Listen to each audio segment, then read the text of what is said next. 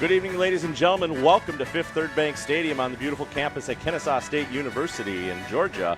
Tonight, the Women's Football Alliance will crown their Division I national championship, and it pits the Los Angeles Warriors with an 11-0 record against the Boston Renegades, who come in at 8-2. Well, Los Angeles is coming off a big victory over the Kansas City Titans, 27-14. Boston, on the other hand, they beat the DC Divas 34-32 in a well-fought battle. And this is going to be a great matchup tonight. I'm pretty excited for this game tonight. It's going to be a great game. We've got two teams behind us that really want to go home with that ring. They do. Boston, on one hand, they were in this national championship game last year. They lost to Dallas. They are very hungry. LA, they've never been to a championship, so they are hungry. They are thirsty. They have put together players from Fresno, California, driving 2 hours to come to LA to play with this team. These guys are legit, and so we're excited about this game tonight. And the Warriors come in, the postseason here. They beat the Portland Fighting Shockwave 39-6, and then they had the farthest travel of any team in the postseason for a playoff game when they went to Kansas City and beat them 27-14. Yeah, and what's really interesting, you have two teams that have gone on the road in the playoffs and they've won. These teams have been underdogs in the playoffs. They've taken it to each team they've gone to play, and now we see them facing off tonight. And the Boston Renegades just as well. They were lucky enough to, pull a good game against Pittsburgh Passion. They won that game 63-26. Undecided, easy game for them. Then they had to go to DC Divas, somebody who's usually at this game, and they managed to pull out the 34-32 victory that you've already mentioned. Yes, and I was there for that DC game, and that was a two-point conversion. That was the difference in that game, and such a hard-fought. You look at this Boston team, they are so battle-tested. They're going to come in with their MVP Bonds, and she's going to get work done, and, Gardner, she's going to do her thing on the other side. You got two MVPs going up. But you know what? It's going to be the offense and defensive lines. It always comes down to that in football. And we got this game coming up next right here on ESPN 3.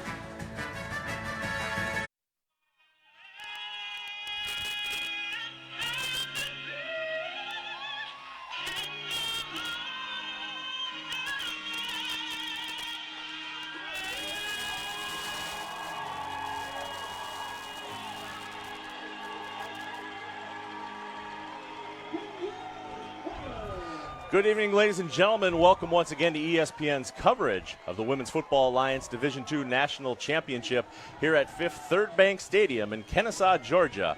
The Los Angeles Warriors come into tonight's game with an 11-0 record, and they look to win that first ring by defeating Boston, who comes in with an 8-2 record. I'm here with Donna Wilkinson. Donna, what are your thoughts on the game coming in? Well, I really like both of these teams. Boston, however, so battle-tested. They lost a couple games this year, tough games to D.C. and to Pittsburgh. They bounced back from those losses. I think it made them better. They came back and they got to this spot. LA's had 4 forfeits, so they have not had the level of competition, and they have not had the number of games that Boston has had. And I think if there's anything that will hurt them, it will be that they have not been really tested this year. And when they're smacked in the mouth, are they going to be able to keep their heads and stay focused and really keep to their game plan? You mentioned Los Angeles. They did have a number of forfeits on their record. You take those 4 off there, they still got, a 7-0 record. They had the longest travel for a playoff game when they had to go to Kansas City, where they won that game as well. And what do you think they have what it takes to get that ring? Well, if they do, they've got to mind their P's and Q's. P. Gardner, she's the American Conference MVP. She averaged 21 yards per carry.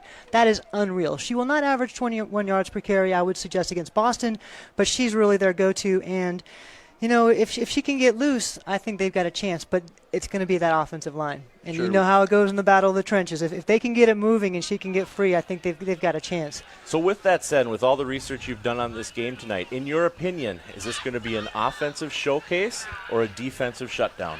I think it's going to be an offensive showcase because I know Boston is disciplined and they're going to continue to score the ball. LA has scored a lot of points this year, but they haven't played a really good defense like Boston. So if they can keep it going, it's going to be a shootout back and forth. If they can't, then I could see Boston maybe running away with something. So let's hope both teams, get it together and we have an amazing game tonight. If we're lucky, we'll have a game like last night's Division II championship game. We want to mention both of yesterday's game. The Orlando Anarchy won the Division III championship 46-0. And the New York Sharks won the Division II championship last night by a score of 27-21 over the Minnesota Vixen. Yes, congratulations to both those teams and to the All-Star game that we had here this afternoon.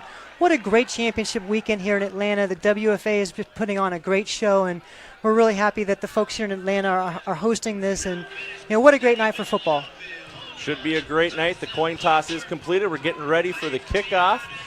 We'll sit back, watch the teams take the field. We've got about 2.5 hours of great football before you tonight. Women's Football Alliance, 63 teams total. These are the final two in the Division I bracket that are here this evening for this game. Well, I'm really excited about the matchup of the running backs. You've got the two offensive MVPs for the American and the National Conference. Shantae Bonds, she's so amazing. She's their number 2 receiver, their number 2 rusher. She plays defense, she kick returns. And Gardner on the other side, I already mentioned averaging 21 yards per carry and 9 touchdowns in those 7 games that she played. So these guys are going to be tough, and we're going to have a fun game here. All right, so we got the Los Angeles Warriors wearing the visiting white jerseys. The Boston Renegades are in the home red jerseys. Los Angeles Warriors are going to be kicking off.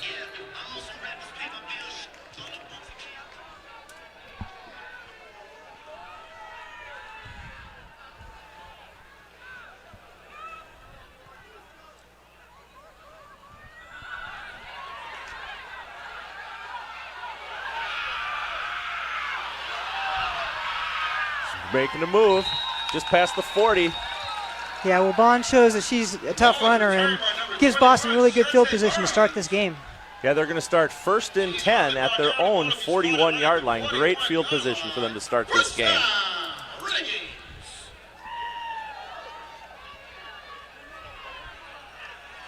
Now, when you look at Boston, their offense really runs through Allison Cahill. She's a veteran quarterback. She's been playing 15 years. She was the first quarterback to hit the 100-yard victory mark with her team, and she's an elite level. 63.8% on the season for passing, 240 yards, 5 touchdowns, 0 interceptions. That's going to really help her out this evening.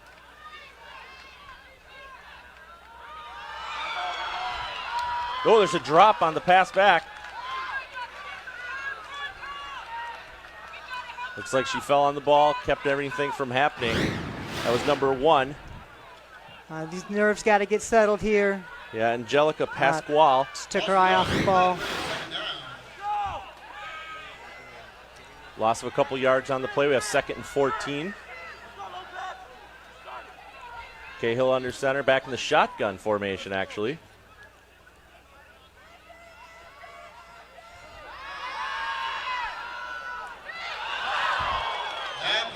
Oh, that was almost picked off by number 13, Michelle Kenny. The Warriors almost came away with an easy interception there. Yeah, Boston just not getting settled yet. Oh, nice cut block there in the middle by the offensive, looked like the center of the guard. Yep, just went off the fingertips of number 87 for the Renegades. That would have been a great catch if Emily could have held on to that. Shotgun position again. Looks like she just threw it out of bounds that time. Great defensive coverage by Los Angeles. There was nowhere to go. Every man was covered, forcing them to punt. 4th and 14 right away. The opening drive is going to stall out. Well, I've got to say, this game's starting a little bit differently than Boston's last game, which they just drove down the field, scored a touchdown, and got off to the races. So congratulations to LA for getting their first stop.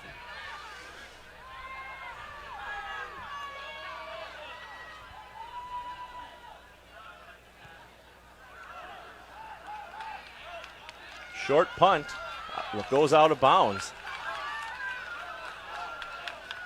So the Warriors are going to come into the game with great field position here right away.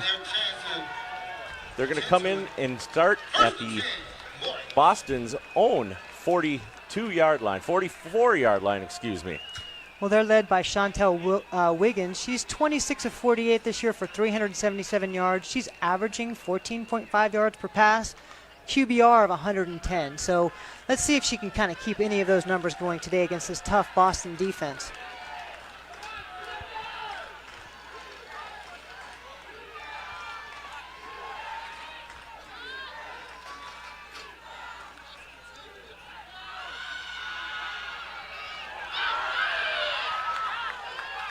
Number 43 breaks up the side. That's Priscilla Gardner with a good carry. And you got to like the way this offensive line got good push up field, giving her a crease. And this is a big back. When you look at Gardner, you stand next to her. She's got good size. She's strong. She's physical.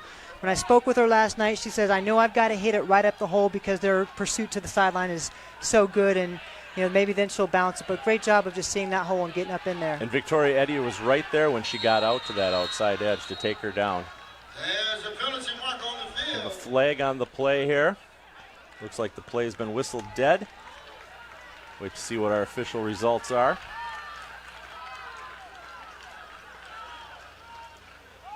That penalty will go against the Warriors. 5-yard penalty. Replay, first down.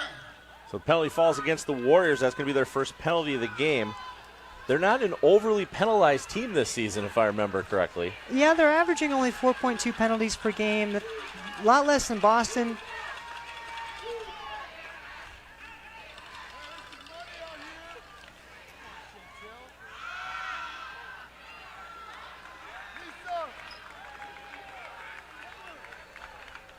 So once again, Gardner up the middle here. Going to chip away, almost gets back to the original line of scrimmage. Yeah, and this is kind of what you're expecting to see out of this Los Angeles team. They run pass about 60-40. They like to establish that ground game, and then they do have some good receivers. Jamie Robinson, their tight ends, their leading receiver. She was averaging 30 yards per catch this year. Let's see who can get loose. 2nd and 12, 12:29 still in the first quarter. Gardner again. Little mix-up on that handoff, but you see Boston's defense. They're just so strong off the line of scrimmage. They play in that 3-3 stack with really 6 strong people in the middle. They put 5 fast, athletic safeties, corner, linebacker type hybrid people on the outside, and they just go after you. And great blocking there by both teams. Brianna Gallo was in on the tackle for the Renegades. Going to be 3rd and 10. We finally made it back to the original line of scrimmage. We'll see what Wiggins can do here.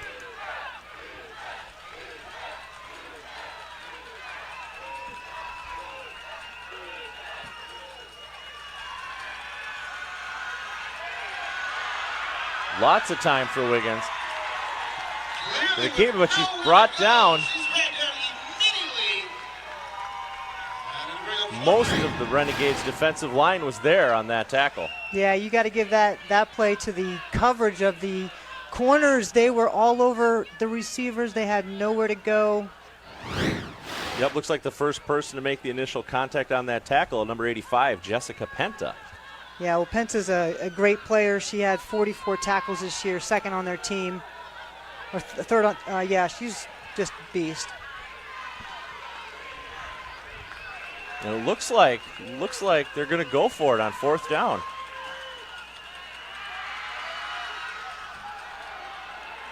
Here's one deep. Nobody there, though. So now the Boston Renegades are going to take over on downs. Here you can see she's going back for the pass. She's looking down the field, but it's just out of reach of number 44. Well, Samantha Bloom on the coverage, and let's talk about Samantha Bloom, number 44. Besides having 18 solo tackles and 29 combined, she had 9 pass deflections this year, so she was all over the ball, really active.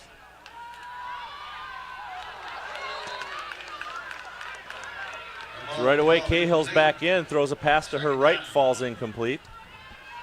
So Boston looking a little unsettled to start this game, a little uncharacteristic of a veteran team who has played so well all year long.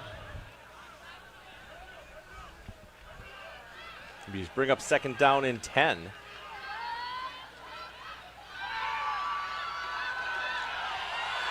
There's a great catch.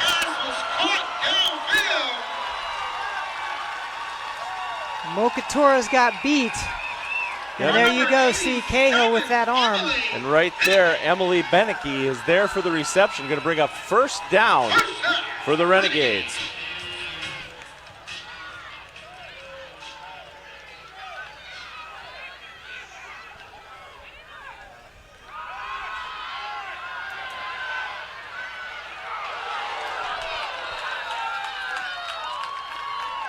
Big tackle there. Nice takedown. Angela Pasquale with the ball. Forced down hard. You know, LA is counting on this defense. They play a little bit different defense than what Boston's seen all year. They go with a 5-2. They get, you know, 5 big defensive linemen, a couple of them standing up. And Susan Lynn was right there. Wasn't going to let her get any more yardage.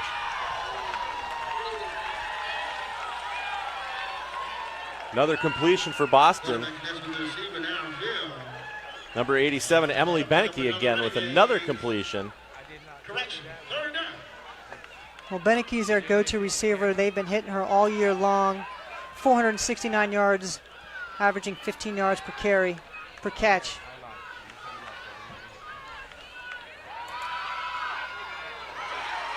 Kayla with a quick release.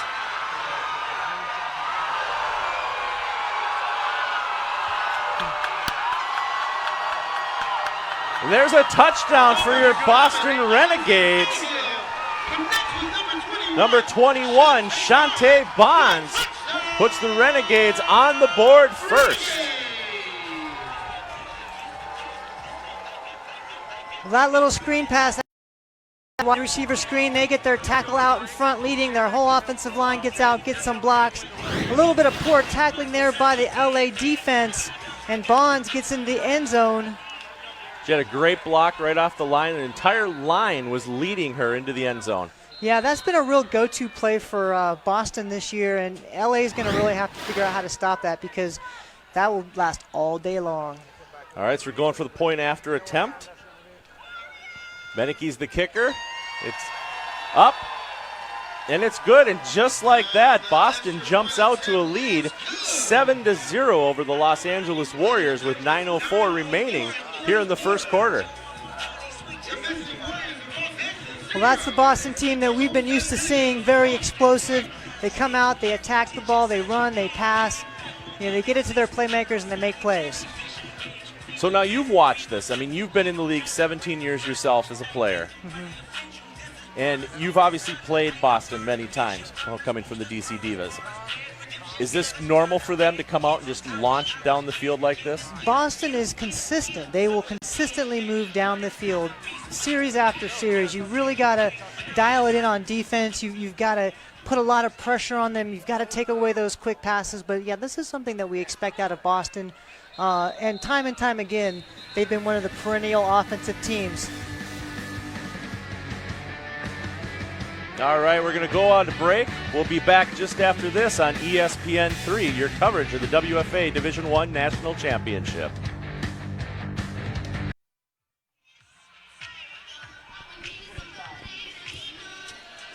Welcome back, ladies and gentlemen, to ESPN 3's coverage of the Women's Football Alliance Division I National Championship. Boston out to an early lead with 9:04 still remaining in the first quarter. 7-0 off a great touchdown. Just waiting now. Boston's going to kick off. Los Angeles is waiting to receive. The Warriors are back deep to receive the ball.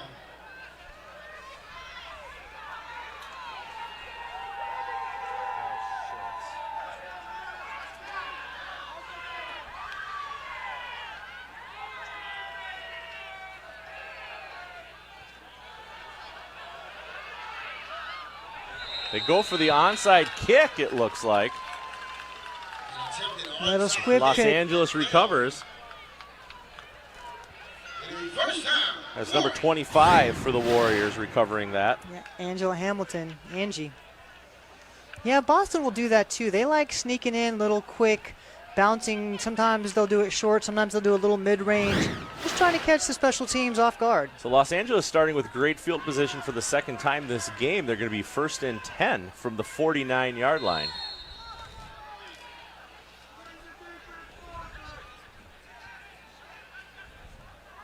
Chantel Wiggins looks to the sideline, checks with her coaches, sees what they want her to do. Got Alexis Snickers in the game at running back, along with Gardner.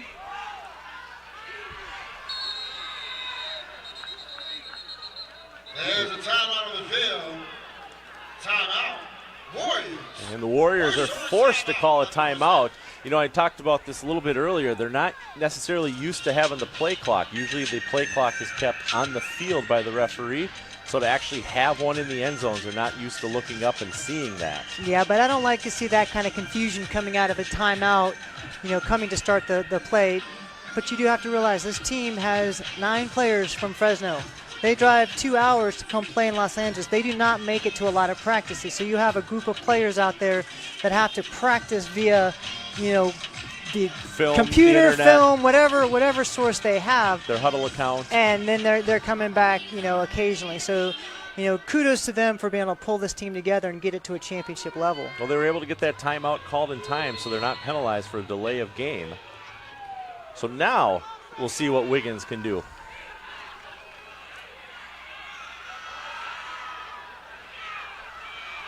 Hands off right away. Boston's defense not budging. I believe that was Gardner again. Yep, it certainly was. Gardner again on the rush. Yep, and you have Genro in on the tackle. She's been one of their leading tackles all year. She picked up about 3 yards. We're going to be 2nd down and 7. 2nd and 8, excuse me.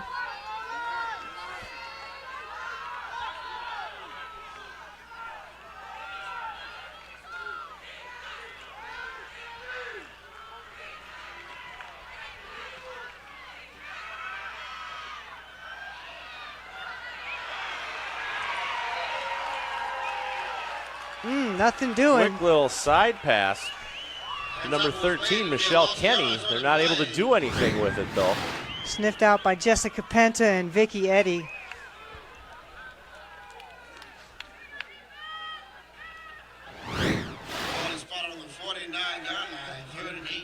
Brianna Gallo in on that tackle as well.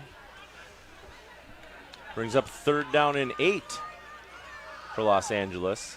And as we can see already, that the 30 yards per carry running, 20 yards per carry running, these sort of big chunks, you're not seeing it so far against this Boston defense. Snap to Wiggins. Throws the pass. Woo! Great completion to number 30, Jamie Robinson. Vicky Eddy coming up. Not going to be enough, though, for the 1st down. It's going to bring up 4th down. Her and Brooke Gauss getting on that tackle. Now that's a big girl. Vicky Eddy, another veteran player. She's been playing a long time. Really big student of the game. You know, you look at these players and you realize the amount of time they put into film, that they put into studying.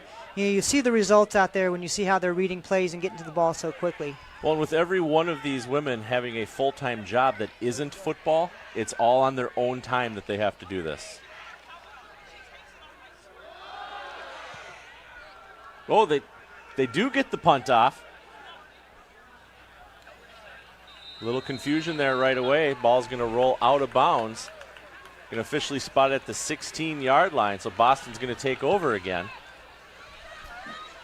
Yeah, and LA really needs to work on that field position. They've pushed them back inside the 20. You know, Boston's such a good team. You want to make them go as far as they can, make them drive down the field. Yep, we're going to see if Cahill can throw another bomb down the field, try to get herself another touchdown.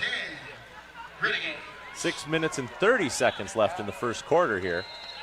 Women's Football Alliance Division I National Championship game. Have you talked to him?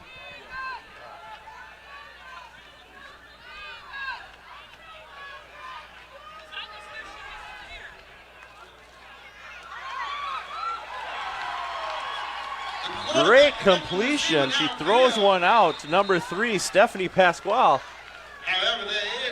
Angela Hamilton on the tackle.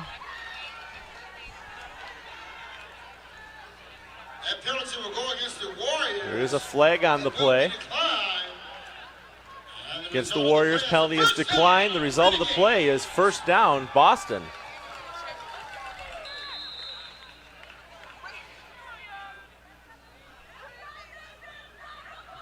Cahill in the shotgun again.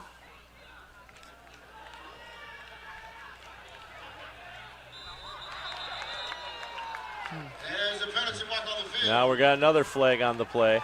Back-to-back penalties, one for each team. And that's Jeffers, number 66. 5-yard penalty. Replay first down. So we're still trying to get the first down of this drive going here.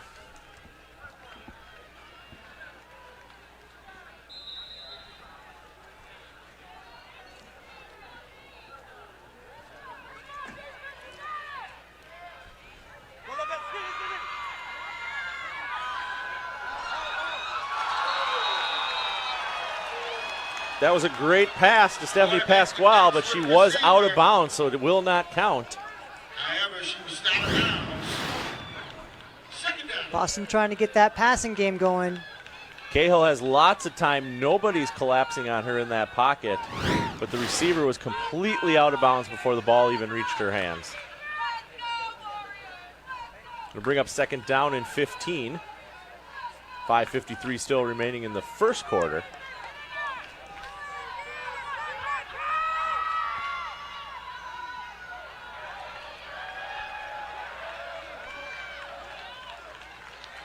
Pass complete to Pascal. She gets up to about the 30-yard line to see where the officials mark it.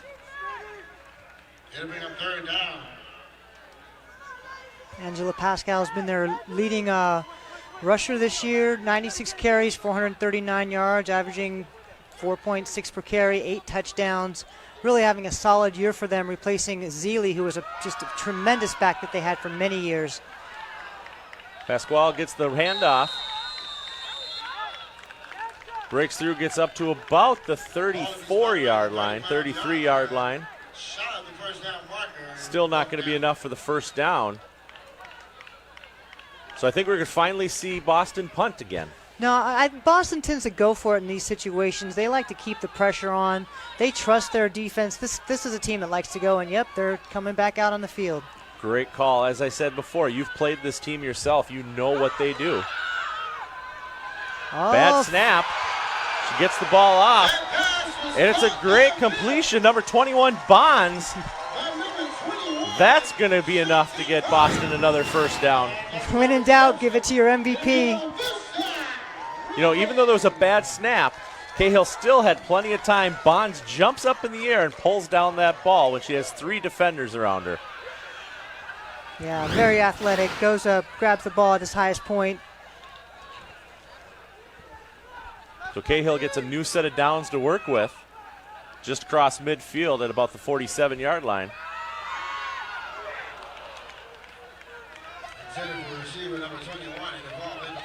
That time was intended for Bonds, but it was just out of her reach. To bring up second down, 4 minutes and 18 seconds left in the first quarter.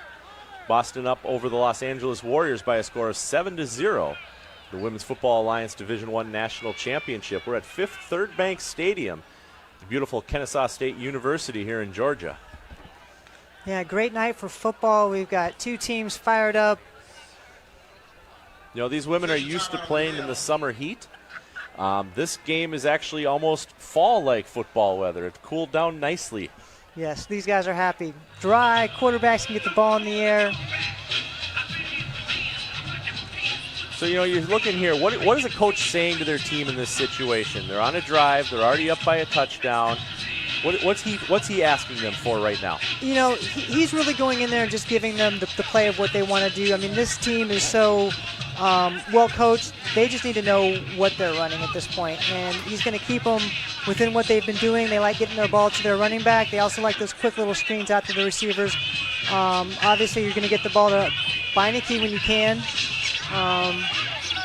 That timeout was actually charged to the Warriors here, so they're down to only 1 timeout, and we still have almost a little over 4 minutes left in the first quarter. Yeah, just a little bit disorganized coming into this game, but they got to make sure they get those timeouts and don't give up a quick, easy score here and go down unnecessarily. All right, Cahill looks and sees what she wants to work with, gives her instructions to her line.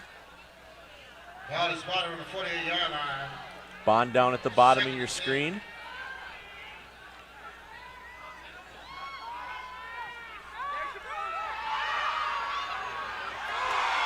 Another great pass. This one's complete to Pasquale. Nice little read option there. She sees her receiver getting wide open. Susie Q a little bit late coming up on that tackle. Going to be a first down again for the Renegades. So Warriors use the timeout. Renegades benefit from it. Sometimes that's how it goes. We have 1st and 10 from the 35-yard line.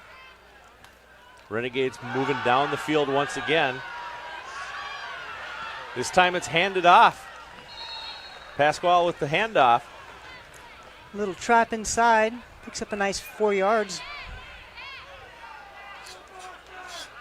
Tackle made by number 87, Suzanne Lynn.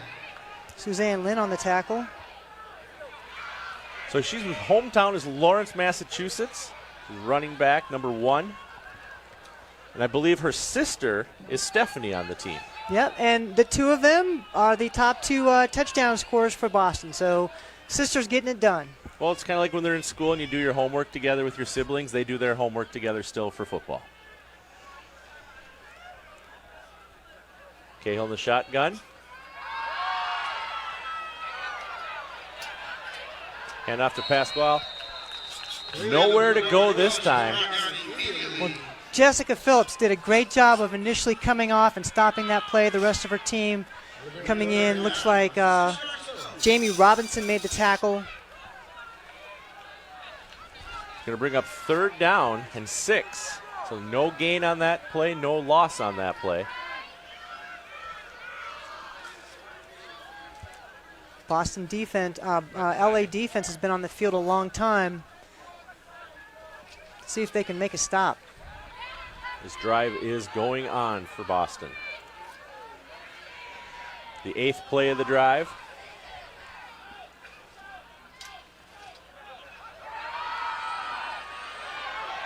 Hand off to Pasquale. She gets a hole. Breaking down the right side, cuts back to the center.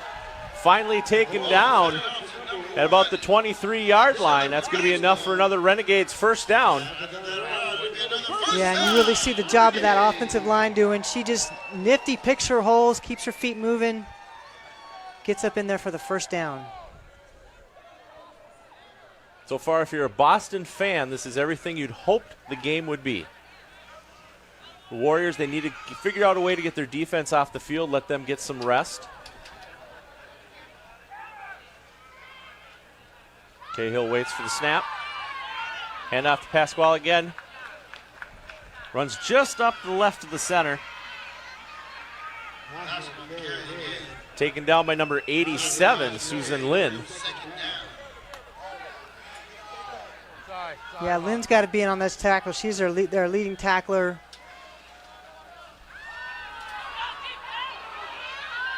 Pasquale, she finds a hole, spins to the left. Moving down, gets inside the red zone. She's down to the, looks like about the 13-yard line.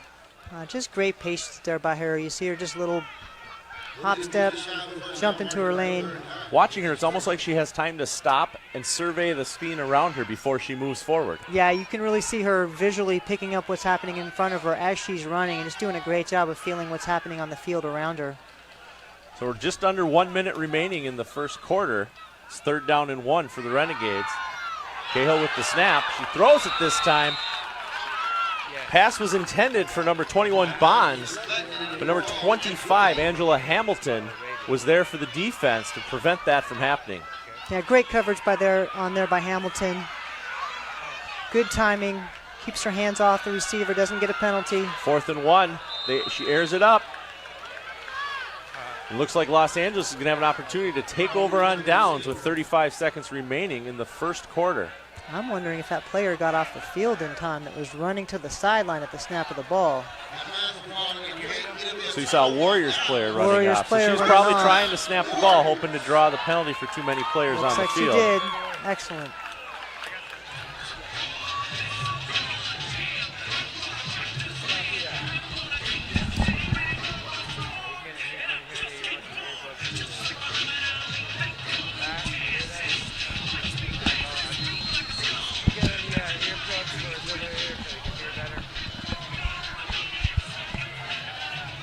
All right, so Wiggins back in now. Los Angeles looking to answer here. Their defense did what it needed to do. They stopped the Renegades from getting into the end zone a second time this first quarter.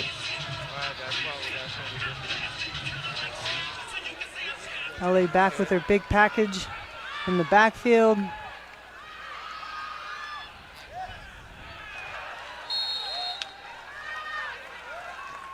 That's Snickers, Alexis Snyder with the carry.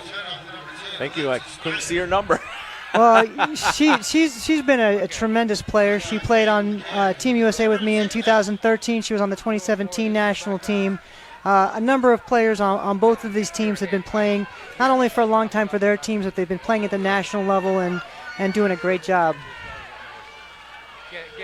All right, so Wiggins waits for the snap in the shotgun formation. Got one up, one down. Plays whistle dead before it gets opportunity to start because that's the end of the first quarter.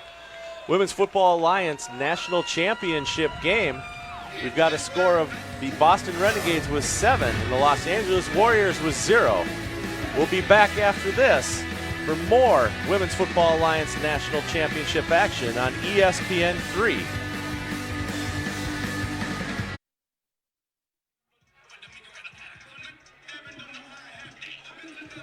Welcome back to ESPN's coverage of the Women's Football Alliance Division I National Championships, where Boston is up 7-0 over the Los Angeles Warriors. We're going to send things down now to the sideline with Pat. Pat, what do you have for us this evening? How you doing, ladies and gentlemen? We're here at Fifth Third Bank Stadium, where the Boston Renegades are taking on the Los Angeles Warriors. And right now, the Los Angeles Warriors are having a tough time defensively trying to stop this high-powered Boston offense. Cahill is being completing passes to the WFA Offensive Player MVP Shantae Bonds, taking it right down the field, and they have to make some decisions. They've already wasted 2 timeouts, and they're trying to find a way to stop this high-powered Boston offense. All right, so the Warriors right away rush the ball. Back on the ground to Priscilla Gardner. She doesn't really go by Priscilla. She's P. Gardner on the field. P. Gardner, I will have to make a note of that. I have to give respect where it's due to these women because personally, I couldn't be doing this down there.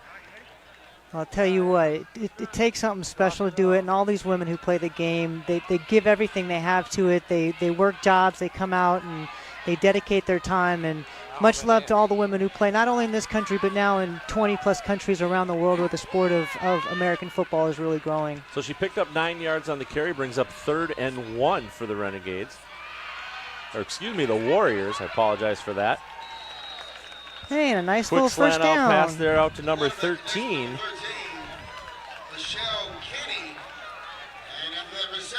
That's Michelle Kenny for the Warriors that actually picks up the first down.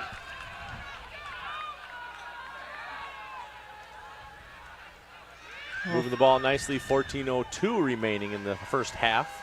Into the second quarter now. Gorgeous night, Fifth Third Bank Stadium. Kennesaw State University in Georgia. It's a good time for LA to get a good drive going. You know, we talked before the game, was this going to be defense or offense? First quarter was about split. Boston made it down the field one time for the touchdown right away. Here we go, here's the pass. Pass is, oh, they're fighting over it. Wow, well, So that we was got quite a battle. Robinson from the Warriors has it, and then trying to get the number here for the Renegades. Well, Robinson initially got her big body in front, made the catch, and then as she's going down, they're wrestling that ball, and who knows how they're going to call that. Yep, so Brooke Gauss was there also. But the rules go, when 2 people come down with it, it goes to the offensive team. So the Warriors pick up a first down. No, but they might be pulling that back. Nope, here we go. Moving the chains up. Yeah, what a great job. What a great job. But you know what? I think she might have gotten that ball taken away right at the last minute. So got a little break there with down by contact. Well, that was a crucial end of the game last night between the Sharks and the Vixen, where there was a strip in the final plays of the game. So we'll see if this one plays out the same way. Oh, pass intended for Kenny again. Falls incomplete. She had great coverage on her. Number 18, Brickhouse, a fitting name. Well, Brickhouse, another just staple of women's football. You know, I played my first game against her in 2002 when she played for the Philadelphia Liberty Bell. She was a running back then. You talk about an athlete. She plays running back, corner, linebacker, anywhere you want. And with this 3-3 stack and those 5 DBs. She's one of those crossover players that can play DB, linebacker, really just goes at them. What an asset for them to have on that team. All right, so Wiggins waits. She's in the shotgun. New handoff number 10, Alex Snyder. Looks like she's brought down for a loss, however. Now, Snyder's a tank, and to see what Boston's defense has been doing to shut her down, that's really a testament to the way they attack and get after it. You know, they got down hometown Long Beach, California. Personally, I would be on the beach more than the football field. Well, the beach is a great place, but, practicing in that weather every single day. We go to D.C., we have 3 months where we're practicing in snow and sleet until we're inside, and they're outside in this great weather. So, many of us wish we had this. Yeah, we had a game this year with the Vixen where we were played practically in a blizzard in Milwaukee against the Dragons. So, yeah, playing in the heat, they're used to this. Boston, on the other hand, they get the heat, but they also get the cold. Wiggins with the snap. Boston's pressure doing it, getting up in there, making her throw the ball a little bit quick. It looks like number 18 there for the Renegades could have had the interception. Brickhouse, it was just, if you watch the replay here. She was a little bit behind. She was a little behind. The live camera angle was a little bit different for us here. But I'm really waiting to see this LA team get their passing game off the ground. She's been so close on a couple of plays. The Renegades are waiting for the punt.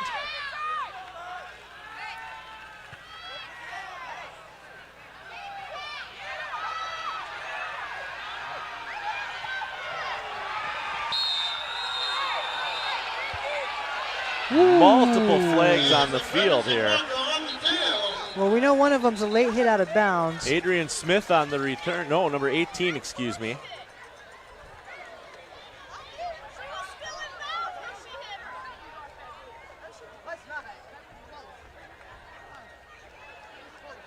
Wait and see what our penalty is.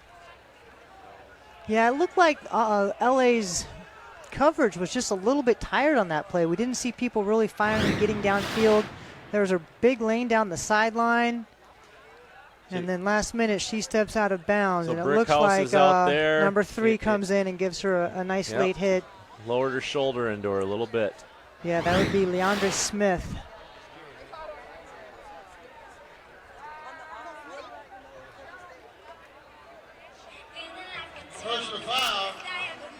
It'll be a personal foul. And that is not what LA needed at this time in the game. No. Already down 7, giving Boston excellent field position. Gonna see where they finally spot the ball here.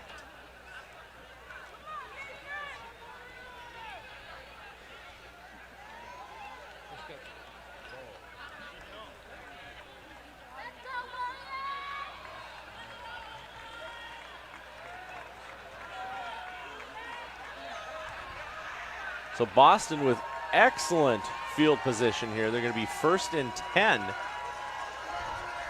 from the 18-yard line. I don't know if we can. LA's got their work cut out for them here. So very short field for Cahill to work with.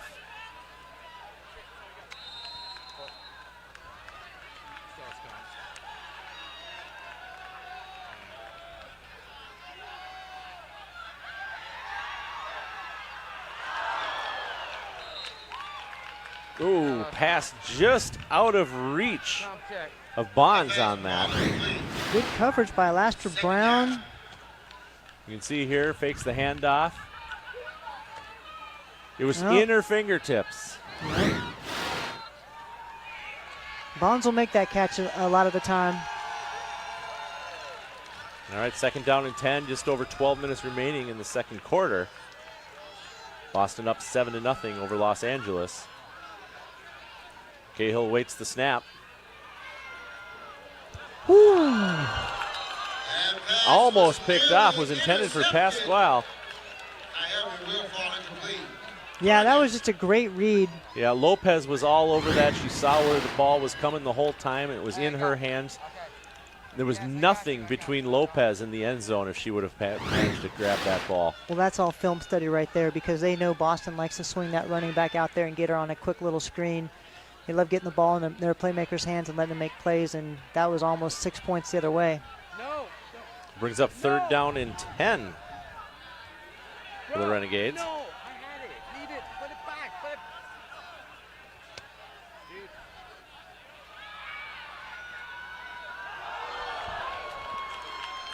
Another one almost picked off. This time almost picked up by Lester Brown. Yeah, just a nice job of getting her hand up in the lane at the last minute. You know, so you really got to hand it. The Warriors defense here, they gave up a big penalty, and then the defense came out and they held them, so we're on to fourth down.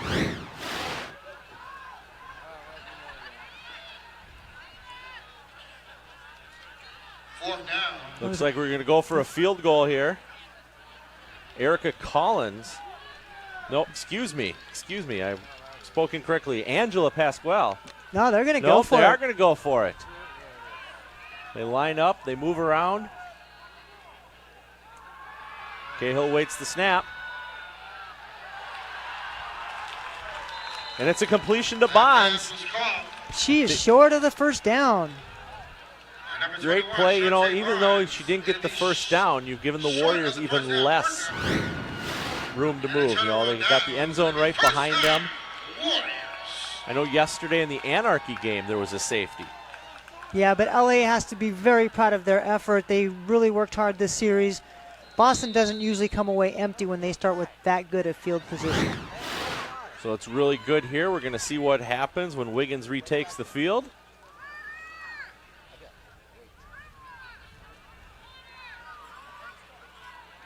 Looking at Angela Hamilton of the Los Angeles Warriors there, number 25. Her hometown is right here, just a suburb from where we are. We're in Kennesaw. She's from Atlanta, Georgia, so she probably has a lot of family here watching her play tonight.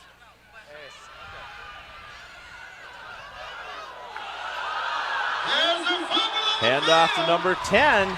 Alexis Snyder finds a hole. Oh, but she fumbles. She fumbles the ball.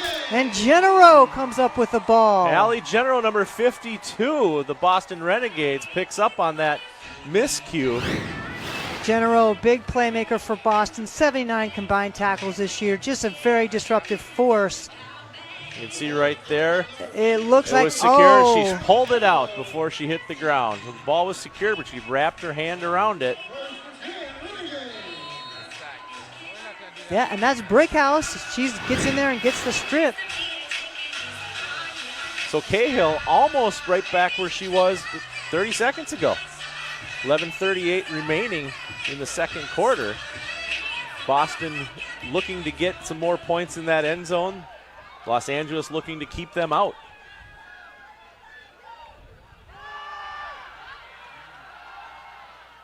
Pasquale finds a hole in the right. Gets a couple yards on the play. Going to bring up second down. Second down. Well, we had a thought that this LA defense might be on the field for a good bit, just the way Boston runs such a consistent offense. So far, true to form. That time the pass was intended for her sister Stephanie Pasquale, just out of her reach.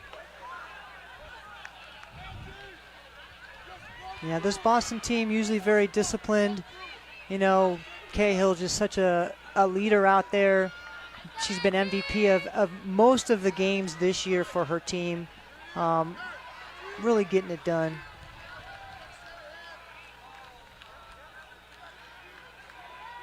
All right, see what Cahill can do on third down.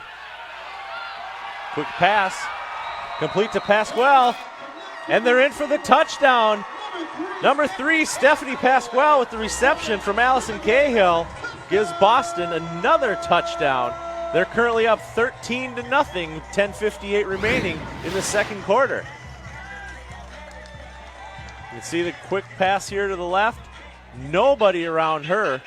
They love the quick screens. I mean, this is a big, strong runner. She's physical. She's tough. She's not going to come down with a quick arm tackle.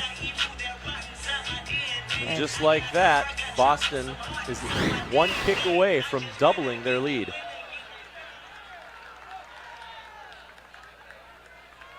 It's kind of fun to watch the players when they put the replay on the scoreboard because they point at themselves. Point after attempt is good. So Boston now extends their lead. They're up 14-0 over Los Angeles. 10 minutes and 58 seconds left in the second quarter. The Women's Football Alliance Division I National Championship. Plenty of time left, but as we said at the beginning of the game, LA has not been tested this year. So what are they going to do when they're down? Are they going to stay up? Are they going to stay focused? Are they going to stay with their game plan? They have plenty of time to continue with their game plan of running, getting that ball established on the ground. But we'll have to see because this is a really tough Boston team that they're going up against.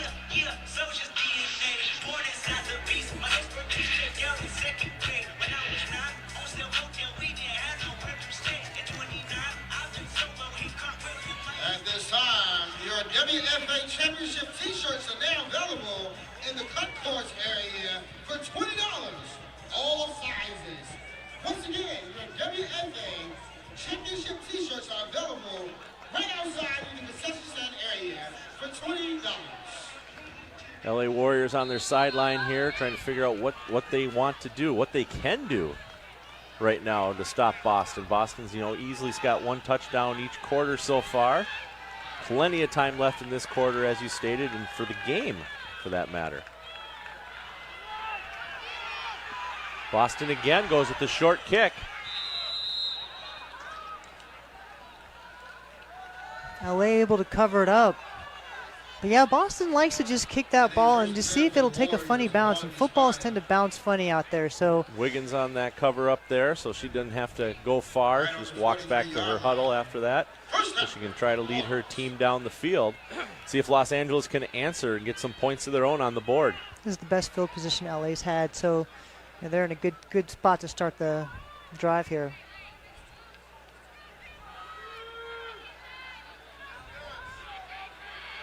Wiggins from the shotgun.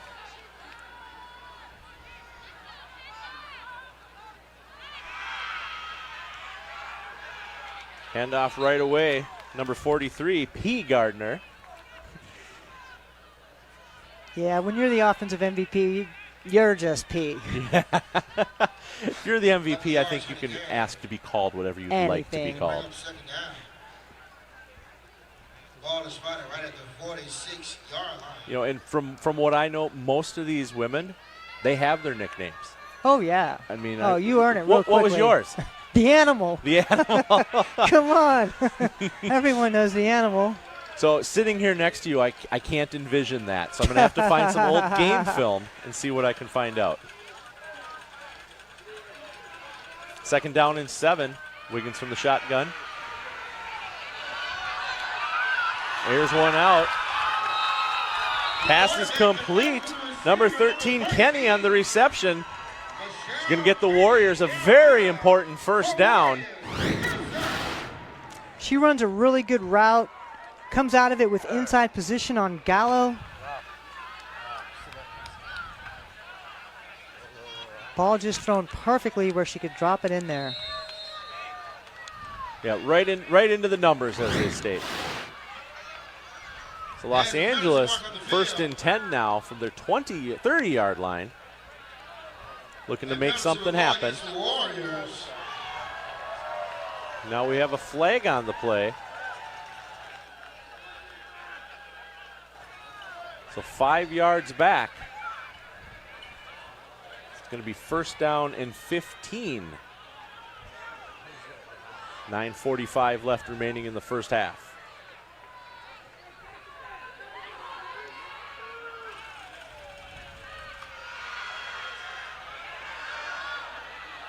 Wiggins hands it off. Number 43, P. Gardner. Nowhere to go. She almost gets up to the original line of scrimmage. Then they force her back so she can see where they spot this for her. Gardner with some tough yards there. Boston, with that 3-3, they also brought those 2 extra strong safeties down in the box. They had 8 people in the box. It's going to be tough to run on them when they got that many defensive players around the ball. Right, they give her 4 yards on that. Brings up 2nd down and 11.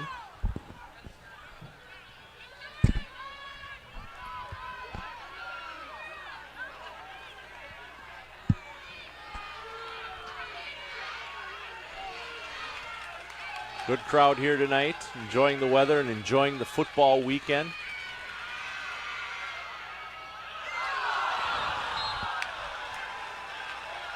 Pass in and out of the hands of Jamie Robinson. Oh, Robinson had a chance to make a big play. She would have gotten the first down for sure, might have even scored. Just in and out of her hands. Wiggins releases it. Looked like it might have been tipped. Yeah. Looks like Victoria Eddy had a Eddy. hand on it. Yep, she even stood up and told everyone Eddy had a hand on it. Yeah, Vicky, one of the smartest players. Her game field and preparation is second to none.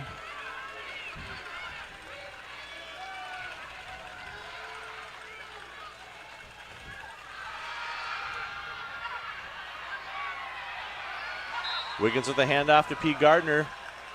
Gets a few more yards on the play. Still going to be short of the first down. Going to bring up 4th down. What do the Warriors do here? You got to go for it. You're not going to kick a field goal from this distance, and you need the points. You've already got them down into their 25. So looking at 4th down and 6 to pick up the first down. Wiggins calls her teammates over to the huddle, decide what they're going to do.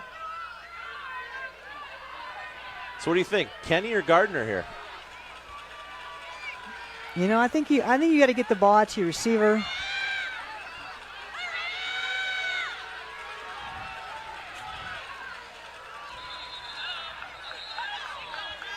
Oh, it looks like they were going to go for a pass play. It'll be false start. So that's going to back them up now. So sadly, instead of 4th down and 6, we're now looking at 4th down and 11. Yeah, now they've definitely got to try to come out with a passing play or just a little quick screen to their running back.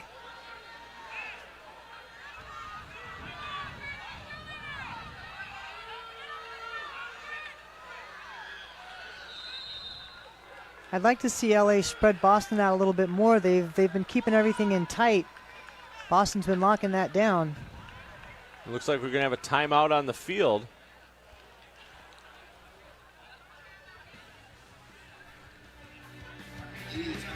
All right, so with that timeout on the field by the Warriors, the Renegades, you're watching the Division I National Championship for the Women's Football Alliance on ESPN 3. We'll be right back.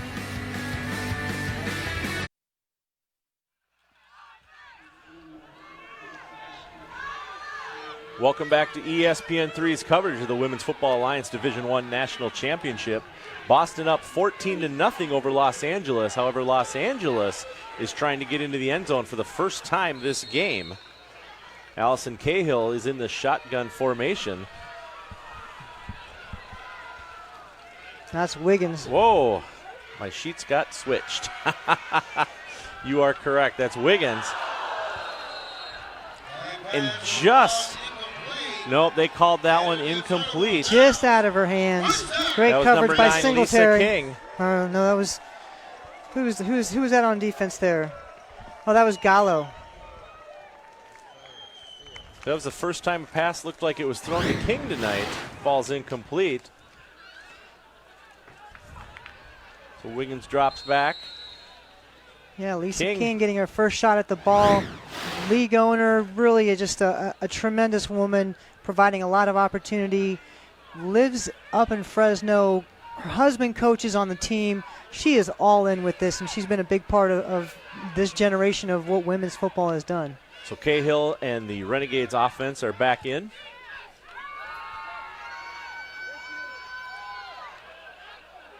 Throws it up. Throws it out of bounds. Pasquale was the closest person there. Looks like we're going to have a flag on the play.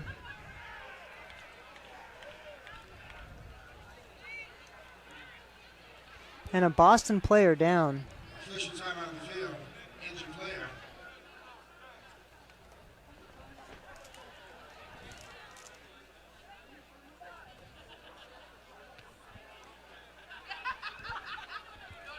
It'll be illegal block on Boston. And that's Ananda Alpert, number 50, down on the ground for Boston.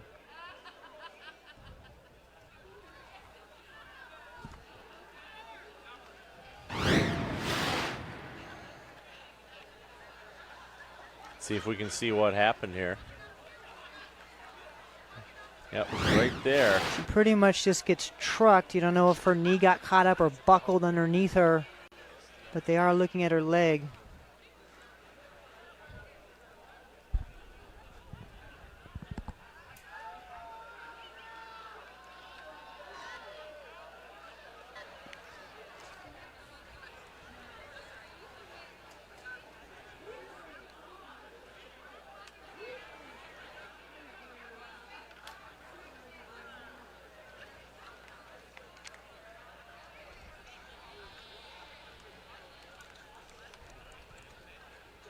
Such respect in this league. Every time there's an injured player, you always see, you know, the sidelines taking their knees and giving them the time to, you know, get their wind back or get evaluated before they're off the field. You know, all these women, you know, like you've already stated, they have full-time jobs. This isn't their career. So, you know, they leave it all on the football field every chance they get. And looks like she's getting up and getting helped off the field.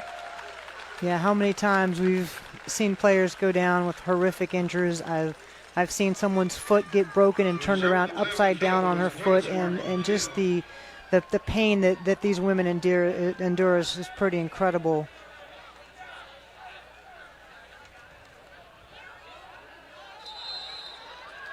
And it looks like we're going to get back to action here. All right, so Cahill after the penalty on that brings up second down and 25.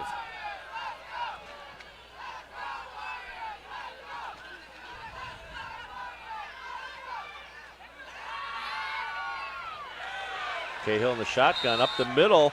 Pass is complete to number 15, Catherine Thailander.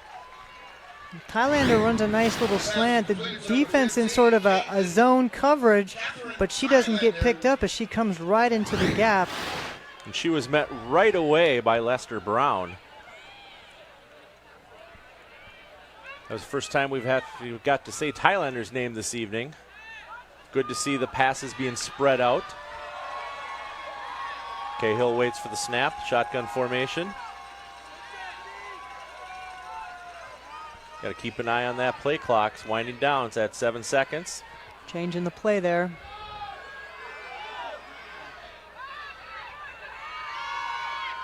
They do manage to get it off. She gets the pass. Oh, pass is just out of the hands of Bonds. Not like Bonds to be dropping those. Cahill saw that she had Bonds one-on-one on the outside.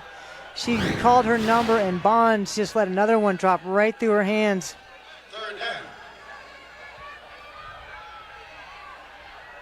She was looking at the end zone. Yep, that would have been a foot race.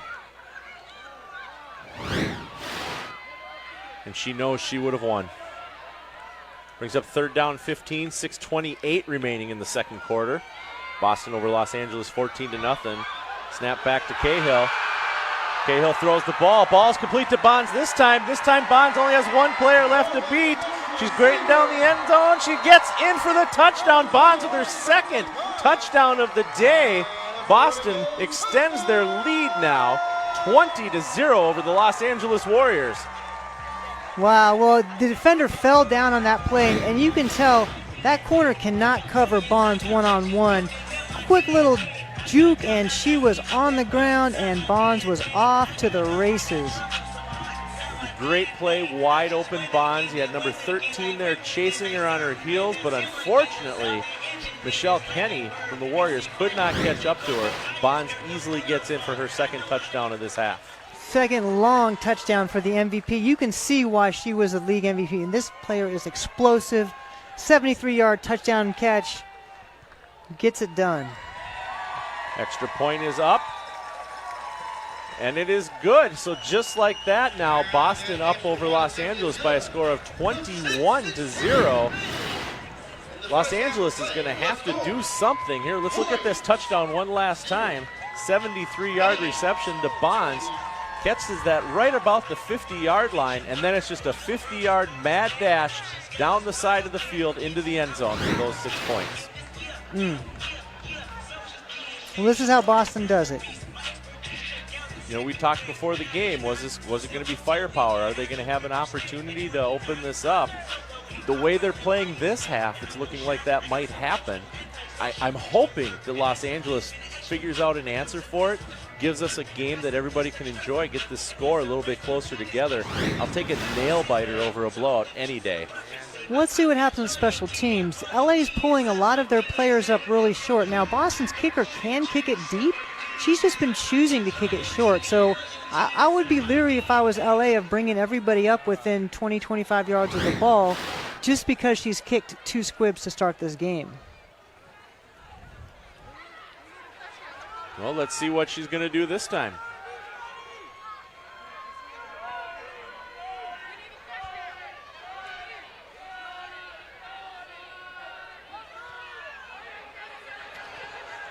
She does it, squib kick again. Nice recovery there by the Los Angeles. First and 10 for the Warriors. That was number 25, Angela Hamilton, who fell on that ball. And she's from Kennesaw State University, so she's our local hometown girl. So always good, good to have your family in attendance. I'm sure they're in the stands cheering for her tonight. And what an amazing opportunity to play in your home stadium, to play football. I mean, you're a woman going back to your college to play football in your stadium. That is just awesome. I can't imagine it's happened very many times, ever. This could be, one of the first. So Wiggins now waits for the snap. Hands off right away to P. Gardner. Gardner breaks up the right side. Gives a little stiff arm. Manages to pick up, looks like maybe 4 yards on that play. Gardner just getting tough yards. Looks like it was Gallo in on the tackle. Gardner looks like a real workhorse for this team. They just give her the ball, and she fights her way through the line, twists and turns, stiff arms, does what she needs to do to get them the yardage. Actually going to give them 3 yards on that play, so it brings up 2nd down and 7. 5:44 remaining in the second quarter. Fun fact about Gardner, she was offensive line for them for 4 years before they moved her into the backfield to start carrying the rock. There you go. Explains why she knows how to push people around. Wiggins puts a pass up into the air. Oh, nice hands there. What a great grab. Looks like that was complete. That's Jamie Robinson, their leading receiver. She's their tight end. Going to be just short of the first down. Going to bring up 3rd down and 1. Yep, gets her hands on it. It was a good catch. Tucks it. Wait. What happens? Well, there is no review in the WFA. And the official was completely blocked by the player rolling over the ball as it started to potentially drop out. Wiggins hands off. Looks like P. Gardner up the middle. Runs right into the arms of Fournier. And this time, the Los Angeles Warriors get enough yardage to pick up the all-important 1st down. Well, what a time to get a drive going here for LA. They really need it. 4:36 left in the second quarter. Down 21-0. We talked a little bit earlier, Los Angeles Warriors coming here with an 11-0 record during the regular season, but 4 of those were when teams forfeited on them. So Boston actually with the better record with 8 victories. Wiggins gets swallowed up in the backfield. Number 70 is all over her. That's Danielle Fournier. You could see that coming a mile away. When you have the offensive line laying on the ground after a play, you've got some problems. And everybody... I don't think she was touched. Everybody looking around for what happened. Nope, she was held up a little bit, but Fournier just pushed through it and throws Wiggins to the ground for a loss. And that's a jailhouse break right there. So after that great first down, we're now looking at 2nd down and 20 for the Los Angeles Warriors.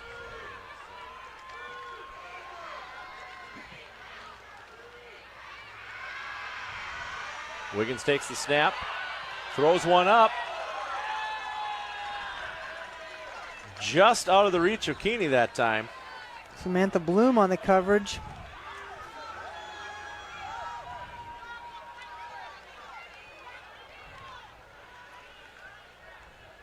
LA just not able to complete those long passes. They've been close on some of them, just out of the outstretched fingertips of their receivers.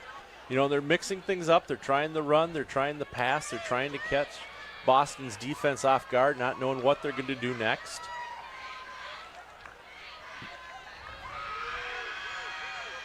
Wiggins from the shotgun. Throws to her right. Oh, what a cone! Whoa! Almost a spectacular catch. I thought for sure that we were going to see Jamie Robinson pull that in one-handed. Man, that's spectacular. Watch that but again. Wiggins through the right here. Robinson gets her hand on it, pulls it into her chest, but then she's hit. Big hit by Goss.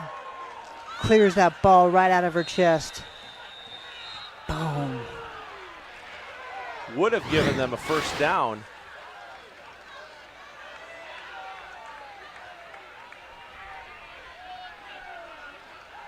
Looks like we got another timeout on the field. Yeah, she's still got a smile, but sure wish she would have held on to that one. She is smiling. That would have been a highlight reel catch for certain. Sitting at the Sports Center tonight. Wouldn't be the first clip True. of women's football that they have shown. All right, so we're 21-0. The Renegades over the Warriors. 3 minutes, 18 seconds remaining in the second quarter. 4th and 20 for the Warriors. They've got to throw it here. They've got to look to Keeney deep.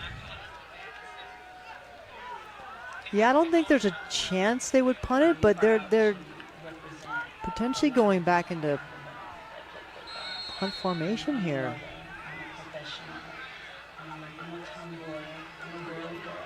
Indeed they are. Indeed they are going to punt it. Number 9, Lisa King, the punter. Gets a decent roll. Out of bounds at the 14. 16 is where he's actually going to mark it. So 16-yard line. Boston still has 3 minutes and 13 seconds, still has 2 timeouts remaining. Yeah, but that was a smart play there. You don't want to give the ball to Boston on their own 40-yard line. Push them back to the 15. They've got a good offense. They can score, but make them drive down the field. Make them work 85 yards to go get that touchdown. All right, well, Cahill's going to come in, figure out what she wants her offensive team to do. There's Bonds. She already has 4 receptions for 132 yards tonight. She's averaging 33 yards per reception this evening and 2 touchdowns for her. So right away, it's a handoff. Number 1, Angela Pasquale. Looks like she picks up about 4 yards on the play. Boston would be content with a nice 3-minute drive. Move down the field, trying to add to this lead, already up 21-0. Yeah, if you can eat up a lot of the clock time here, let your defense sit on the sideline, let them enjoy the evening. Then they can go into the locker room, have some water, cool down a bit. Come out and play another half of football. Cahill hands off. Pasquale goes up the center, gets pulled back a little bit. Tackled by the ball, it might have come out. Oh, it is picked up. Number 33, Angelique Smith, goes in for the Los Angeles Warriors. What a big break for LA. Angelique Smith, somehow comes up with the ball. Not quite sure what happened there, but she runs it all the way back in, gets the Warriors on the board with their first touchdown of the evening. Well, it looked like the tackler came in and actually tackled the ball and didn't even have the ball carrier. When they tackled the ball, it popped out, and let's see where it went. So there you go. So Pasquale with the ball here. Oh, and she's got it loose. Got to keep that ball high and tight, running backs. Yep, and she's on top of the defender, so she is not down as that ball comes out. Gives Smith, number 33 for the Warriors, a great opportunity to just scoop it up and run. Just the break that Los Angeles was looking for, that breath of fresh air. So now Lisa King attempts the extra point. Blocked. And it's no good. So with that, we have 2 minutes and 17 seconds left in the second quarter. See fumble here again. Comes through the line. Number 87 initiates that fumble. Yeah, just what a great job. Susie Q, she's their beast linebacker. She leads their team in tackles, coming up with a big play tonight, giving her team a chance to get right back in this game. And Smith has to feel great knowing that she was the recipient of that gift. All right, so we have 2 minutes and 17 seconds left in the second quarter. Los Angeles Warriors are on the board with 6. Boston Renegades with 21. Women's Football Alliance Division I National Championship on ESPN 3. Brian Sweeney here with my co-host Donna Wilkinson. Donna is a 17-year veteran of the Washington Divas.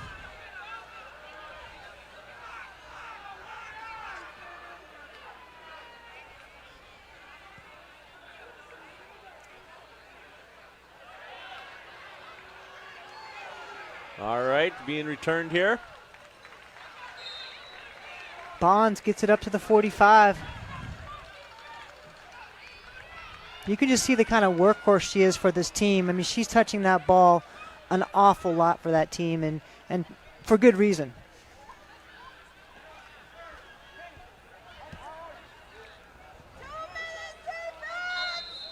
You know, Boston has to feel good. They've got the one turnover, nothing really that they can't recover from. They're used to these situations. They're used to the lead.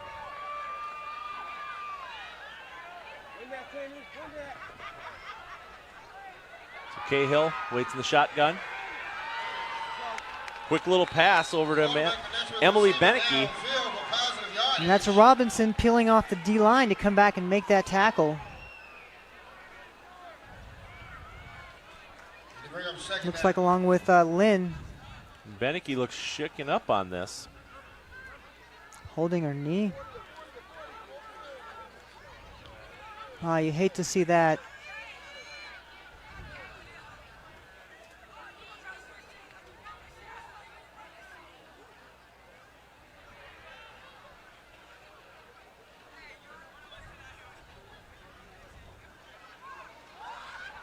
Molly Goodwin walking toward the play, longtime player with the Boston, now part of their management team. Boston's gone through a lot of iterations of change over the course of their life. Massachusetts has had multiple teams. They've combined teams and formed super teams. And just what a great job that they've done up there in keeping football alive and keeping it strong and really doing it right. Well, the East Coast between Boston and Washington, I mean, they've got a great history of women's football, great history of good women's football. You've got some powerhouse teams. You've got the DC Divas, Boston Militia, the New York Sharks have been a perennial team for a number of years. Chicago Force, great team that we're sad to not have with us anymore. But women's football has so many challenges, and when you have players that are doing this because they love it and they don't have the financial backing, it's a lot harder to really get things going. So these guys are just doing their best out there, and we hope that let's see what happens. Let's see if Beineke's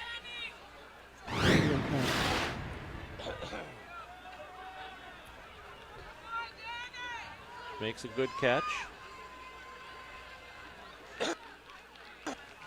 It looks like she lands on her left knee with a player on top of her. Yep, and then when they're getting off, they continue to fall down on her. But she's up now. She's getting some help off the field. She's not putting any pressure on that knee. It doesn't look good. From Cambridge, Massachusetts, number 87, wide receiver.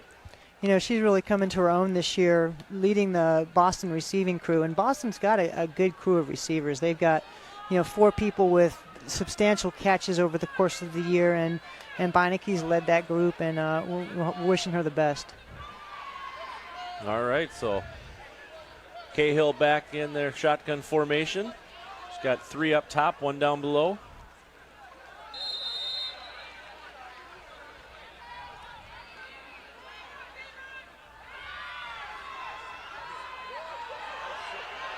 Cahill airs it up, just outside of Bonds' reach.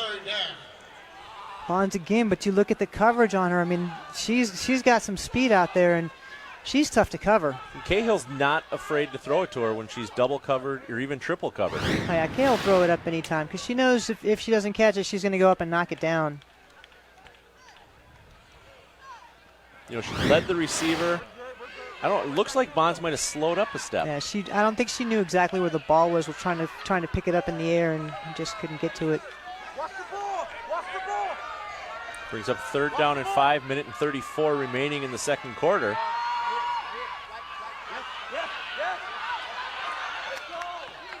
Cahill's under pressure. She just throws it to the sideline. Great coverage downfield by Los Angeles that time.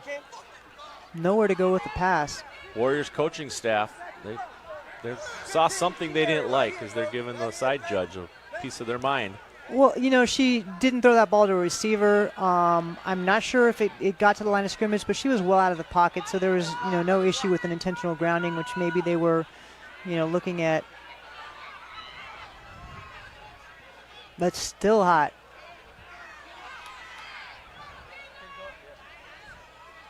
All right, so we have 4th down and 5. Boston, a lot of confidence going for it. 4th down right inside the 50-yard line.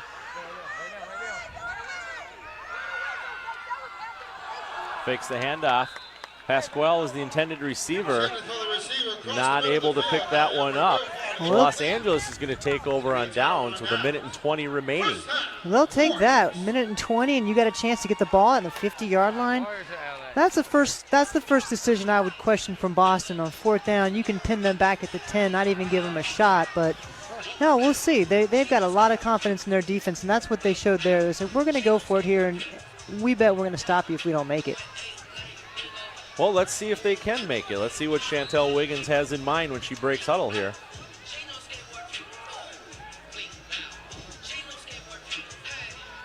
We need a dose of P. Gardner to start.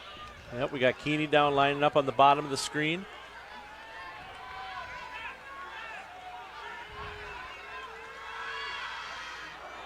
And there you go, right to Gardner up the middle.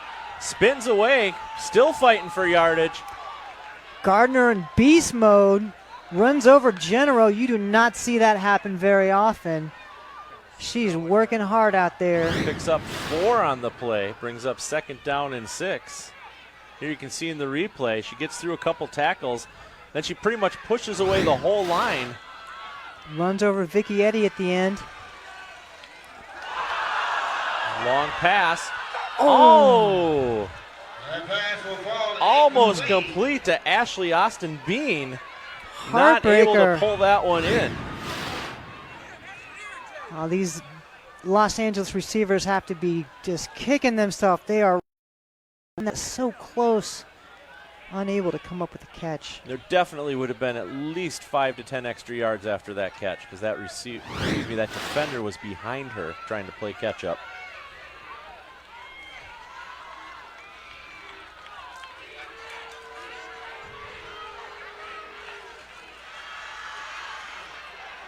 P. Gardner gets the handoff, goes up the right side, gets a block.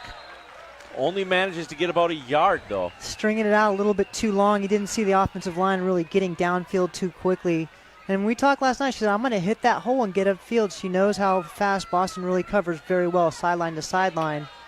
And as you can tell there, 4th down coming up. LA needs a big play here. 4th and 5.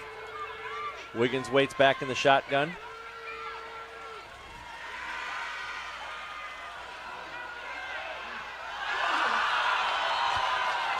Oh, pass. What are they going to call it? She caught it. She caught that. Big play, Lisa King.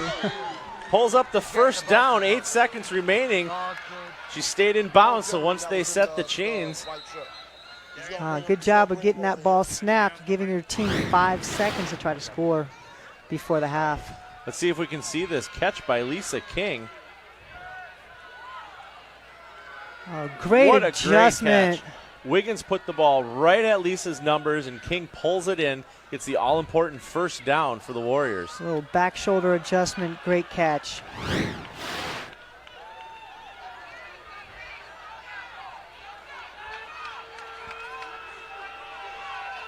So it's 5 seconds left. Los Angeles is out of timeouts.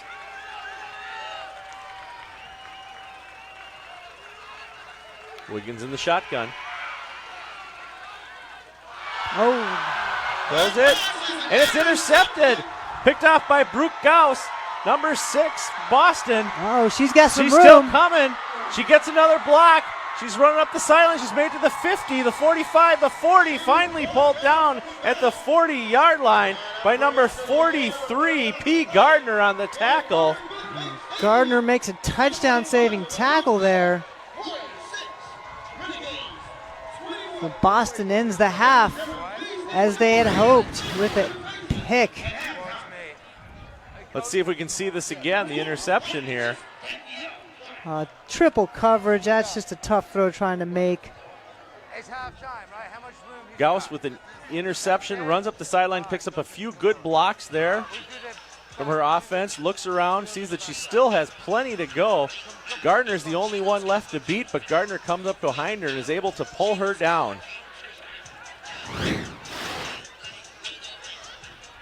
Oh, Boston going into the half with some momentum, but LA's got to feel good about their effort. They got that turnover, got those points. They're in this game.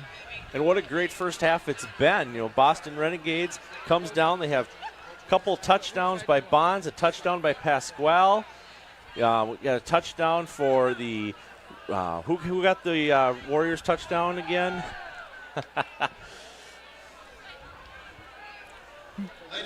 All right, well, what we're going to do now is let's throw it down to Pat. Pat, what do you have for us down there on the sidelines?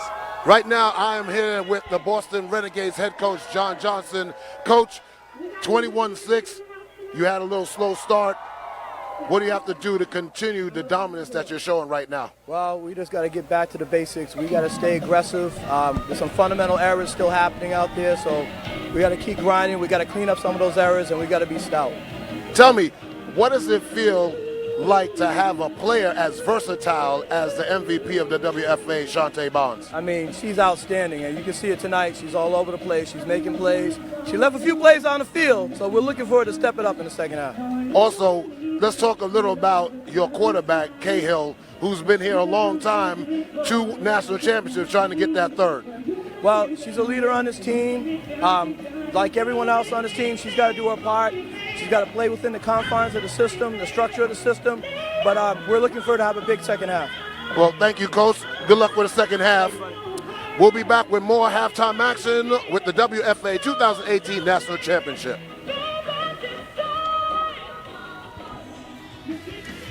All right, we got 21 for Boston Renegades, 6 for the Los Angeles Warriors. We're live in Kennesaw State University. You're watching the Women's Professional Football Alliance Division I National Championship game on ESPN 3.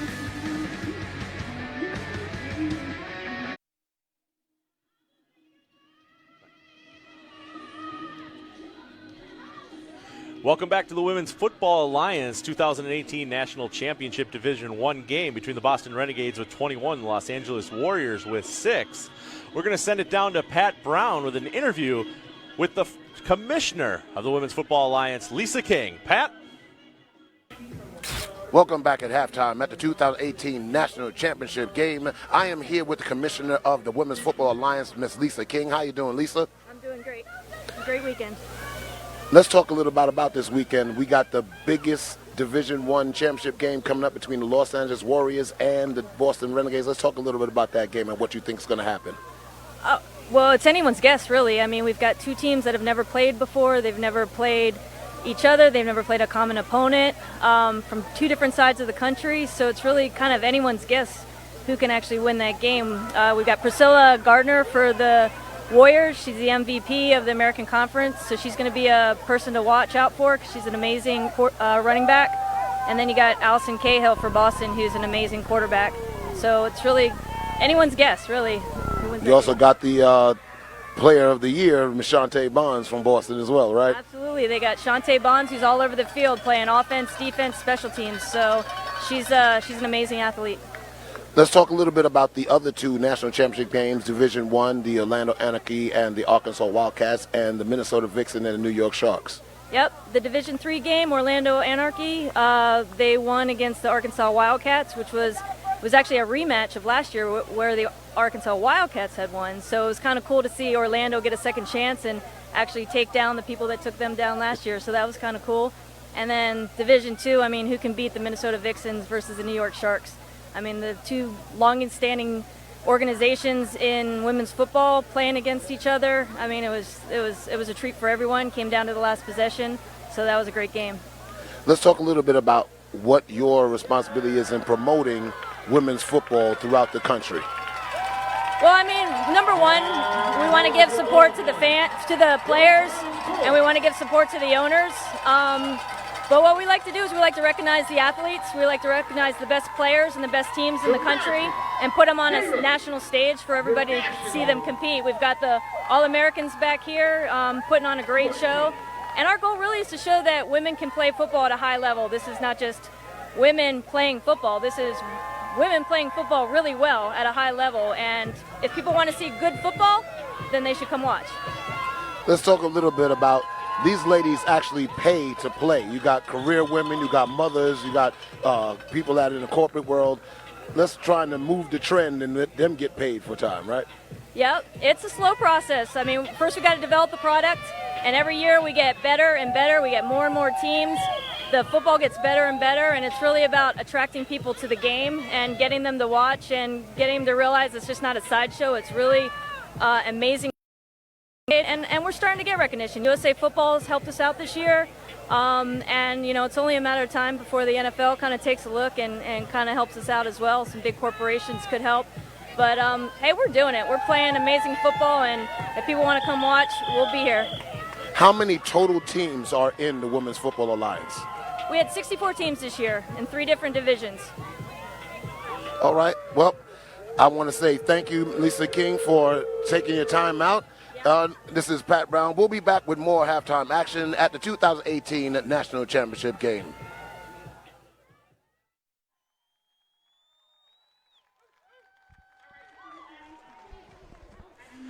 Welcome back to ESPN3's coverage of the 2018 Women's Football Alliance National Championship.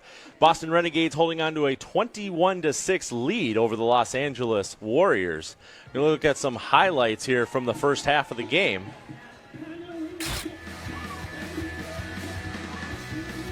All right, so right away, out of the gate, we got a great pass completion to Beinecke.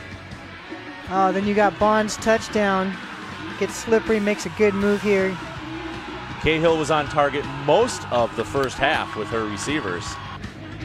That was the first of 2 touchdowns for Bonds. Then we had a fumble coming up here. Alexis Snyder drops the ball. It's scooped up by the Renegades, and that gave them great field position. So Cahill finds Pasquale. Pasquale gets in for the second touchdown of the day, and after that it's 14-0. So then Cahill airs it up again. Bonds wide open after the defender falls. Bonds gets in for her second touchdown of the game here, makes the score 21-0. And then we got a turnover here where the ball is stripped. And all of a sudden it's popped up. It's popped up by Smith for the Warriors, and she runs it in and gets the touchdown. And at the end of here, we get an interception by Gauss from the Boston Renegades. She runs it up most of the sideline, finally taken down by Gardner. If Gardner hadn't gotten there, it would have easily been a touchdown. So we're going to see more action coming up from the Women's Football Alliance. We're watching the 2018 National Championship Division I game between the Boston Renegades and the Los Angeles Warriors from 3rd Fifth Street Bank Stadium.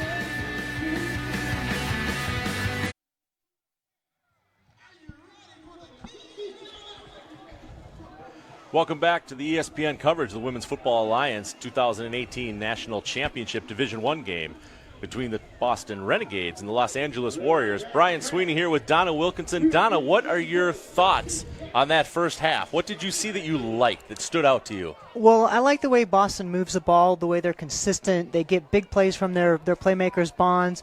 You know, they do what they're expected to do.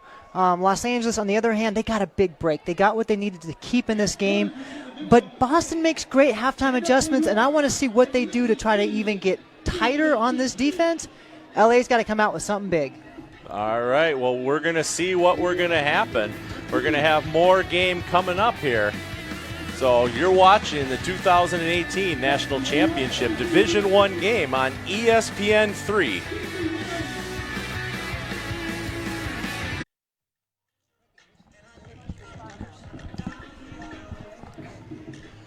Welcome back to ESPN's coverage of the Women's Football Alliance 2018 National Championship game Division I here at the beautiful Fifth Third Street Bank Stadium at Kennesaw State University in Georgia. Brian Sweeney here with Donna Wilkinson. Donna, we're going to come back. We're going to have a great second half of play. We've got two teams that both want to win the championship. LA's going to get the ball to start. That'll give them a chance to try to get down and get things rolling here. A little bit of success on offense with Gardner running, but really nothing close to the level of offensive performance we've seen from them all year. All right, well, let's throw it down to Pat. Pat, you're standing there with the LA head coach. What do you have for us? Right now, I'm here with Coach Bobby Patterson of the Los Angeles Warriors. Coach, you're down 21-6, having a little problems moving the football. What do you have to do defensively to stop this high-powered Boston offense? I think defensively, we just need to keep going at them. You know, I think I think the defense is doing great. I think offensively, we're putting them in a bind. Little hiccups here and there, but they're fixable. We made correct adjustments. We're going to do better on defense. You had some drives that kind of stalled on you. You had a great opportunity right before the halftime, unfortunate interception. What did you tell them in the locker room to get them prepared to come back in this championship game? Simple, accountability. You know, we quarterbacks throwing good balls, our receivers are dropping them. We got to do better catching the ball. It will be fine. You know, we just can't make those senseless mistakes. We got to do better on offense. Well, thank you, Coach. Good luck in the second half. All right, we'll be back with second half action. You're listening to 2018 WFA National Championship weekend. All right, thank you, Pat. Teams are both taking the field now. Got about 30 seconds remaining. They'll get into position, start this second half of the game. We are 2 quarters away from one of these teams earning that championship trophy. And LA's only been down once this year, and they had that first score in Kansas City last game, and then they came back with a run. So they've actually never been down this year and had to play through that. So to see what kind of character these players have, what kind of focus they have, if they can stick to their game plan, that's going to be the real test for Los Angeles this second half. Well, we're going to find out very shortly if Wiggins can get something going with her offense, get them back down the field. She was able to get that touchdown. Well, actually, it was a defensive touchdown for the Warriors. So we got to get some offensive firehouse going here and see if Wiggins can get them down the field into the end zone on the offense.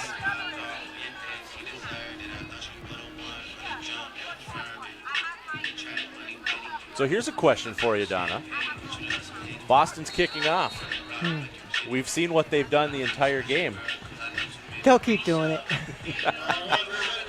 Spoken like somebody that's played against them once or twice. They just grind and grind and grind, and they look for any way to get a bounce, get a ball. It's relentless.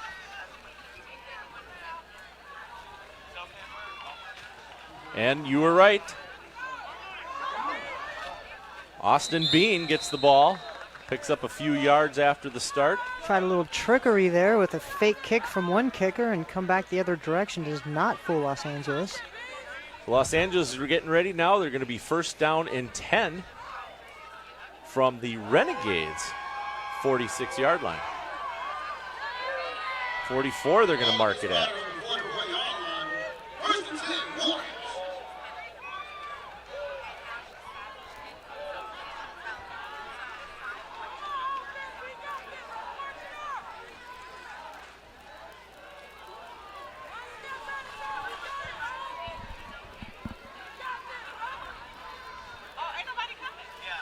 Wiggins looks around. She's in the shotgun position.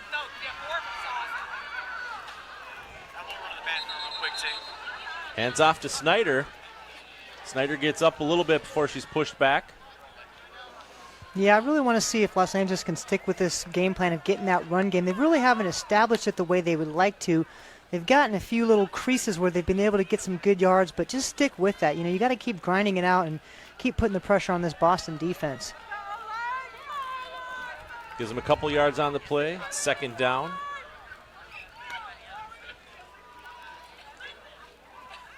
Wiggins from shotgun formation. Gets the snap. P. Gardner with the handoff. Finds a hole up the left. Gets a stiff arm. Really going to be close to the 1st down here. We'll see where she ended up being pushed out of bounds. She gets a nice block up there by 87. Really helps her get the edge on Vicky Eddy. Great stiff arm. Vicky not a big player. No, Vicky just went right down from that. And Brickhouse finishing her off with Genero. It's going to be 3rd down and 1. Los Angeles Warriors looking to get further into the Boston Renegades zone here. She's not going to get it. Snyder just comes up short. Leading tackler Genero there on the bottom of that pile.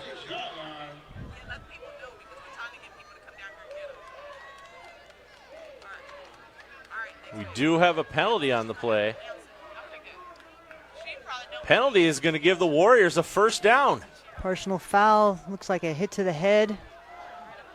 And giving the Warriors the break they need.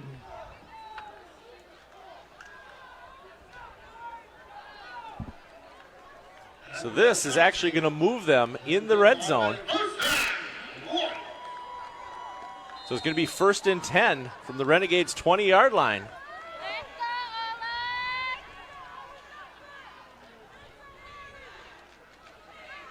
Wiggins hoping to capitalize on this penalty.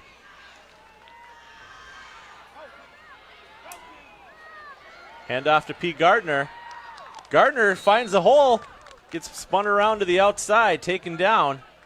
Gardner's a beast. You see the bodies laying on the ground for Boston after she runs through them. Just a great effort on her part, just trying to carry this team.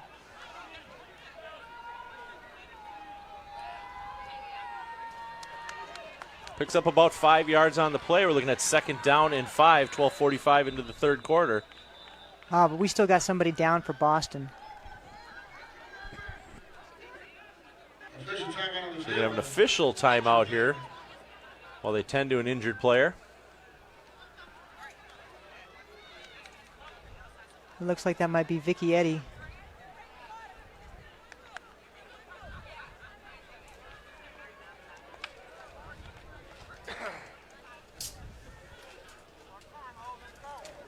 It is, you are correct. It is Vicky Eddy, number 45 for the Renegades down there with her helmet off. And Vicky Eddy, just a tough player. She's been playing 18 years, you know, among the leaders on her team in tackles, sacks, pass deflection. She's just, you know, just a really tough person out there. And, you know, if she's down, she's got something really hurting.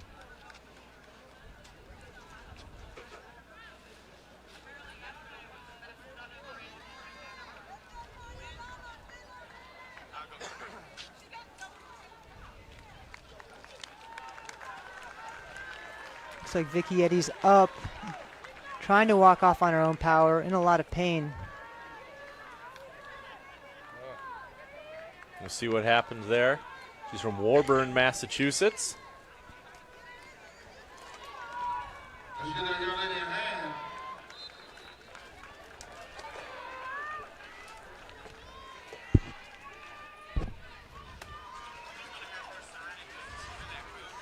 All right, Wiggins from the shotgun. Hands it to Snyder. Fumbling forward for a few yards. But if you look at what Boston's doing, they've got their 6 people already stacked in the box. They're bringing a couple of their other D's, corners, strong safeties, hybrid players down, putting like 8 folks in that box. It's going to be really hard to run on them. It's going to bring up 3rd down. It's actually a loss of 1 on that play for Snyder. So 3rd down and 6, 12 minutes remaining in the 3rd quarter.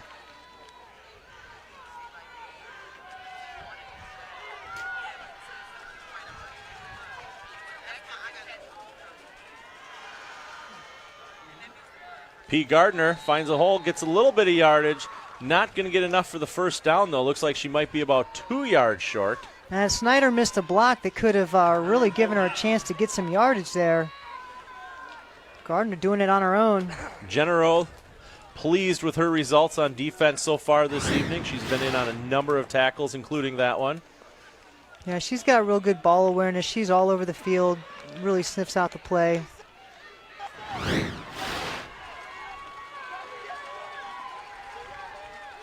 Going for it on 4th and 3. And it's not going to convert. Cut down. Boston's going to take over on downs. Something you see out of Boston, though. That defense is tough. They bring everybody up. They're all firing off the ball. Looks like Brooke Gauss was in on that stop. Got like Tackled 10 her down people at the low line and of just scrimmage. pulled her down. Didn't let go of that leg.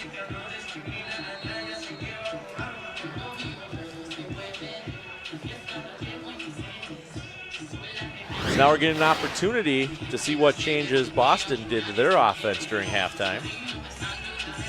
Brooke Gauss from Austin, Texas.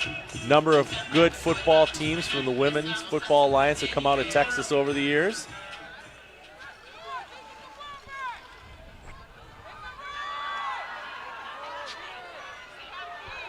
Hand off to Pasquale right away. Pasquale breaks up the left, past the 20, pushed out of bounds at about the 26-yard line.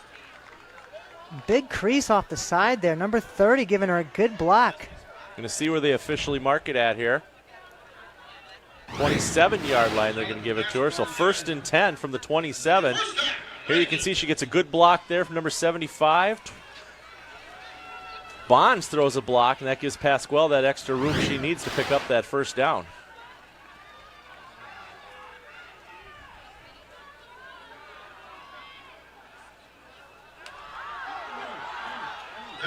Oh, Pasquale can't handle the exchange. Oh, it looks like LA might have that ball. Oh, no, she got it back. That was Pasquale such managed to hold on to that. Boston maintains possession, but there's a flag on the field. Let's see if we can see what happened here. Just didn't get her hands around. Looks like the ball hit her in the forearm, so she wasn't ready for it. Maybe it came in a little high off her shoulder pads.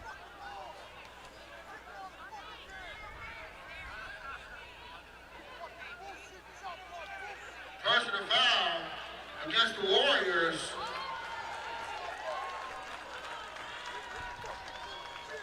So this is going to be a personal foul against Los Angeles.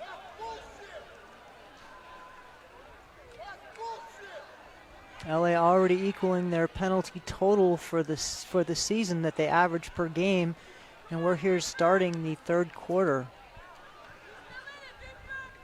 So 25 minutes and 13 seconds, a game to play. That's going to be a 15-yard penalty, automatic. That 15 yards is going to give the Renegades another first down.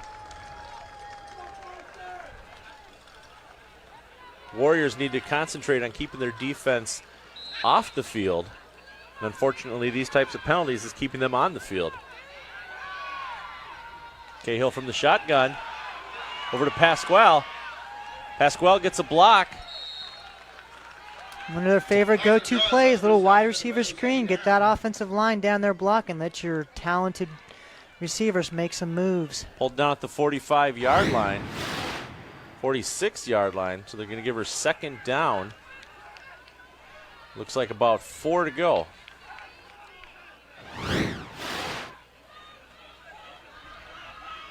Second and 3 is the official tally. Pasquale, handoff to her. She finds a hole up the middle. Flags on the play coming from the behind the field. That's in the general vicinity of a holding. Was a holding. It is going to be a loss of downs. Loss of yardage. Replay second down.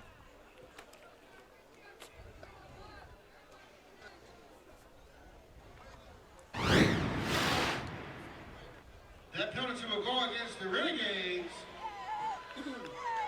There it is. You can see it right there on the right-hand side of your screen. Looks like it was number 73.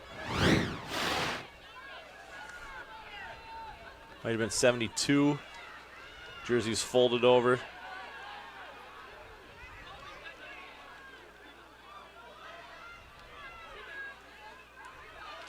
LA just looking a little bit tired on defense. Need to pick it up here. Cahill's got to watch that play clock. She gets it off. Passes it down the field. It's caught by Pasquale. Flags on the play.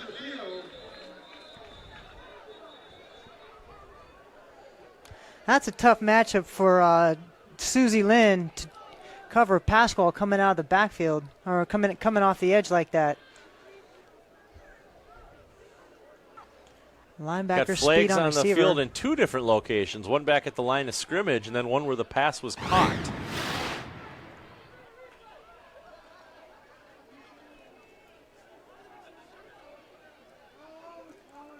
Great job pulling that in. Couldn't see anything there, but they might have caught that little reach out by Lynn there. Like, I didn't see any contact.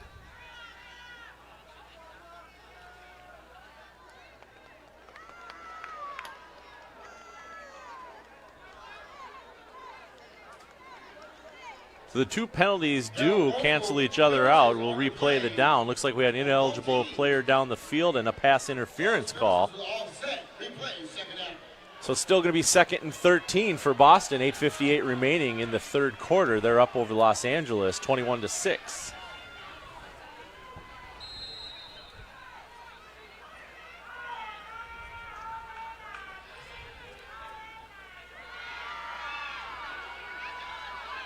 Another deep pass.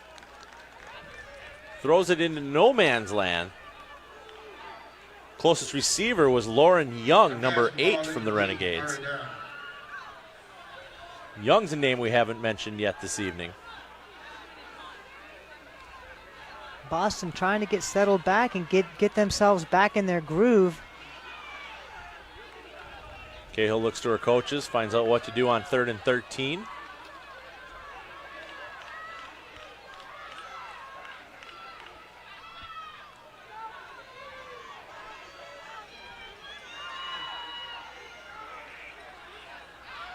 Quick throw, that one's back to Young. Young with the reception.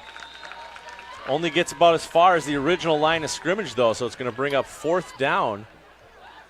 Tried to catch LA to following the motion, went back away from that motion to the single receiver, and nothing doing.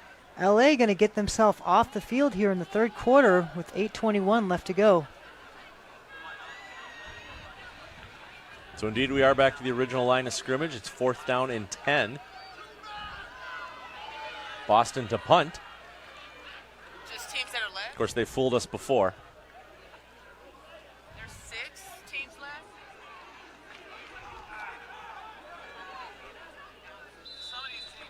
Punts off. Pretty much bounces straight up. All right, so we're going to take a quick break here. You're watching the Women's Football Division I National Championship game. Boston 21, Los Angeles 6, here on ESPN.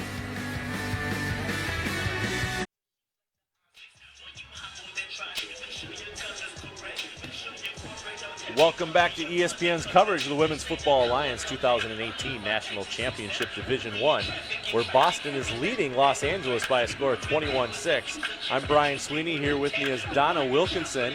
Pat Brown down on the sideline interviewing players and coaches as the game progresses. Donna, here we are. We're right where we thought we would be. 7:54 left in the third quarter. And Boston is up on top by just over 2 touchdowns. I mean, it's still a 2-possession game with a 2-point conversion by Los Angeles. But right now, what do you think Los Angeles can do to turn the tables? Well, they just really need to just get their offense going. They need to score on offense. That one defensive touchdown kept them in the game. But, you know, these guys are used to burning the rubber, and they haven't been doing that yet. And I think that would give them some confidence and some steam ahead. So let's see what happens this drive. Well, Wiggins and the Warriors are in on offense right now. Right away, it's a handoff. P. Gardner busts up the middle, picks up a few yards. Boston also knows they want to run the ball, and they're just stacking that box. It looks like we have a couple Boston players down right now. You know, I've seen more Boston players down in this game than in a long time. mean, how much of it do you think is the weather, though? I know it was very hot earlier in the day. I mean, you know, how much of it do you think that plays into this? I mean, I don't think it's having any factor cramps tonight. I think they're just so aggressive, and when you're an aggressive, hard-nosed player and you're always sticking it in there, you know, people are falling all around you. Injuries happen. Well, when you played, what was the biggest injury that you've had? Whew. Yeah, I mean, I played 17 years, so I had 3 knee surgeries. I had the torn ACL that I ended up playing in the championship game in 2006 on. In 2008, I broke my back. I took a knee to the L3 and L4, so I broke 2 transverse process. Back in Boston in our playoff game, I got tackled and ripped my shoulder and had about a year to get that fully back. I had a neck injury when I was playing for Team USA that actually started a series of concussions, concussion symptoms. So I've been through the ringer. My body was saying, please retire. All right, well, let's see if we can watch this last play again to see exactly what happened here. Hand off there to P. Gardner. A couple players, looks like they're rolling into each other. And, yep, looks like her left leg just kind of bent down and twisted under her. She had someone land on her with her knee bent, and that does not feel good. No, she's walking off the field with assistance, so, you know, that's always a sign that it's not going to be overly severe. Well, these women are warriors. You know, the defensive MVP for the National Conference, Tia Watkins, had a fractured foot. She didn't even know it was fractured. 6 weeks later, she's still in pain and, you know, tearing it up. So here we go. When the championship's on the line, you play through it sometimes. So P. Gardner with the handoff, spins a move, gets pulled down.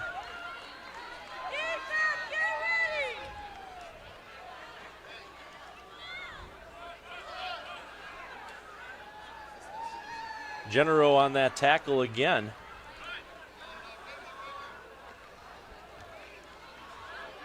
Along with Pulla, number 72. Going to bring up 3rd down and 6 for the Warriors.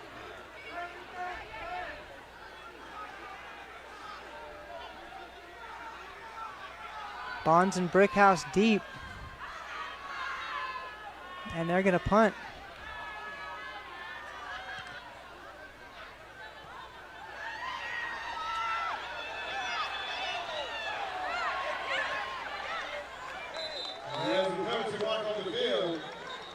So Brickhouse runs that one back, gets pushed out of bounds at about the 53, but there are some flags on the field. Brickhouse making her presence felt in her last game of her established career. A lot of players, you know, been playing a long time. We have an elite group of players who have played 18, 19, 20 years in this game. Just much respect for the people that have given that much of their life to this game. Couple players from last night's Minnesota Vixen team have already announced their retirement after 20 years. Drew Barber, Michelle Brown. Haven't heard from any of the other original 1999 team players yet what their plans are. Well, one of your original players, Trigger McNair, 20 years now with the Divas. She's going to retire. I mean, a legend, one of the greatest linebackers, maybe the greatest linebacker to ever play the game. So we do have pass interference or block in the back, excuse me. Penalties offset each other. Going to bring up 1st down. And tending to an injured player on the field. Looks like the Los Angeles Warrior.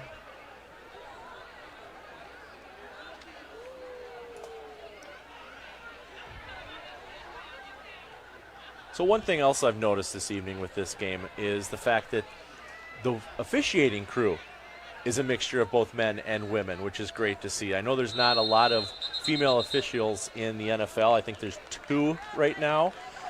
So it's great to see that is expanding as well. Well, they're making a considerable effort to bring women into the sport. And, you know, in D.C. we have a number of former divas that are now going into the officiating. They're doing that. They're Quest. We've got folks really making an impact, and we're starting to see more and more women get involved. You know, it's a great sport, and to see women transition in, I think it just makes the whole sport better. You know, I couldn't imagine living without football, and I'm very fortunate.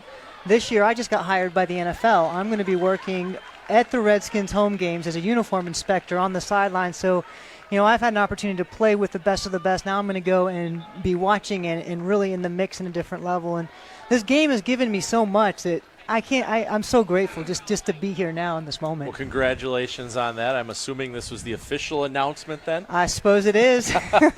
Official announcement is out. Good for you. What a great opportunity for you. You're a Redskins fan then, I'm assuming? I am a Raiders fan. I'm a Southern California girl, my friend. Raiders fan as well. Raider Nation. I have it inked on my arm. I guess we could talk about that I knew I another day. liked you. I knew I liked you from the start. Yeah, but I cheer for the hometown Redskins fans, and I spent 3 years on Channel 9 doing a live show covering the Redskins and Ravens, and that was with the RG 3 years. So I got a chance to really get involved a little bit then and found a love for the sport, for talking about it and getting on camera, this sort of thing. And it's just becoming a passion for me that I want to try to continue now that I'm not playing. There you go.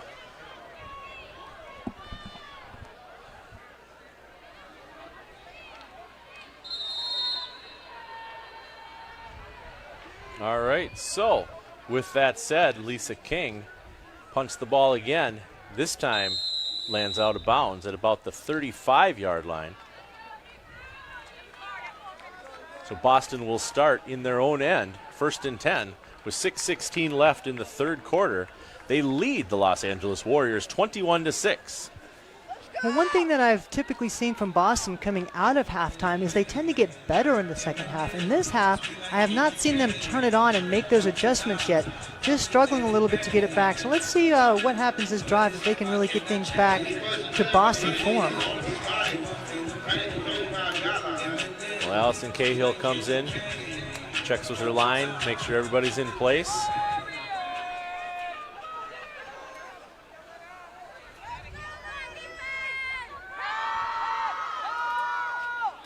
Cahill drops back.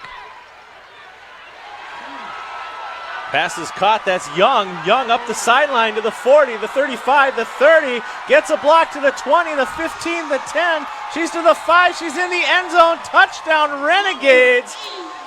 Young with a huge, huge run all the way from the 35-yard line to the end zone. 65 yards on the reception touchdown. Well, just like that, back to Boston form. But I'll tell you, that corner had a chance to make that play. They did not stay inside out. They tried to cut in. She had help coming from the inside with 88 there. But instead, she bites, and we're down to pay dirt. What a yeah, great right run there, by you got Young. to stick it on the outside and press her in. Big mistake, very costly. She picks up a good block from Pascal down there on the sideline as well.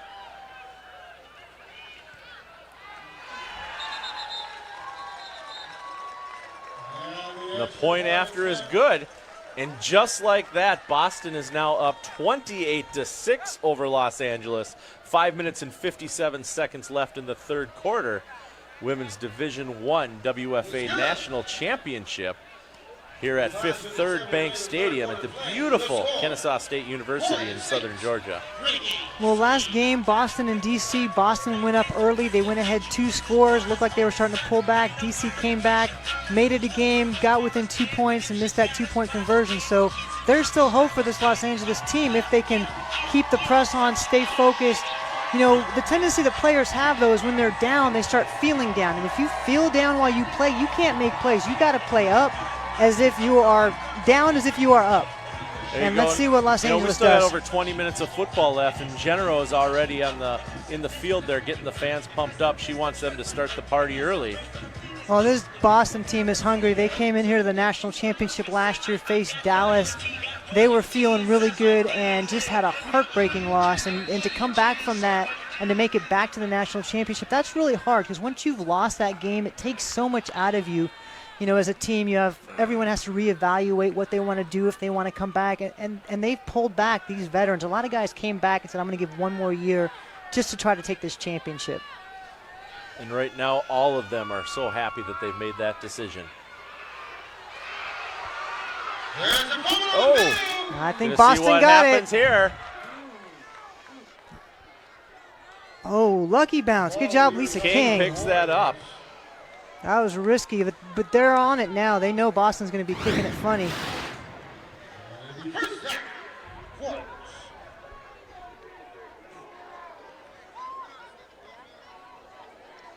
Yeah, King was in the right position there, able just to fall on it after it got pushed away. Emily Beneke pushed that one down, and then King was right there to land on that ball. I really think it shows a couple things. One, Boston thinks that they're going to get a bounce and maybe get it back. But number two, they trust their defense. They're not afraid to give LA the ball on the 50, 45-yard line, and that they're going to be able to stop them. All right, so Wiggins back out now. See if she can make something happen. 5:52 left in the third quarter.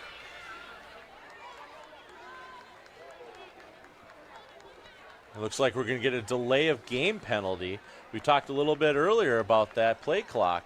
Teams not used to seeing that up in the end zones, and they're used to having a referee say something to them, and they're not looking up and seeing that count down. So unfortunately, this is going to push them back. It's going to now be first down and 15 yards. Well, Wiggins here, a veteran quarterback. She's been playing this game a long time. She's really just got to settle in and lead this team.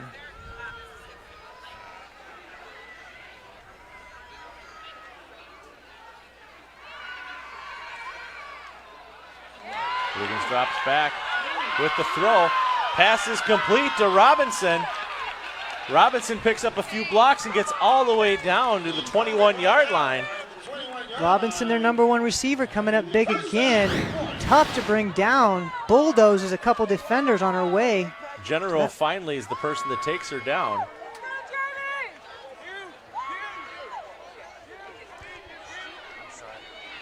Oh, and Samantha Bloom on that as well. Yep.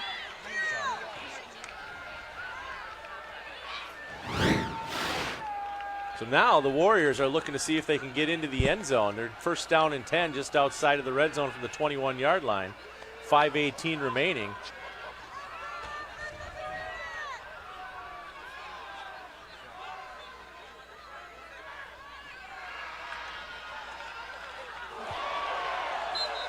Woo! What a hit. That was P. Gardner. Brick house. Bringing the bricks. Whew. Yeah. If she hadn't been named Brickhouse, we know what her nickname would have been.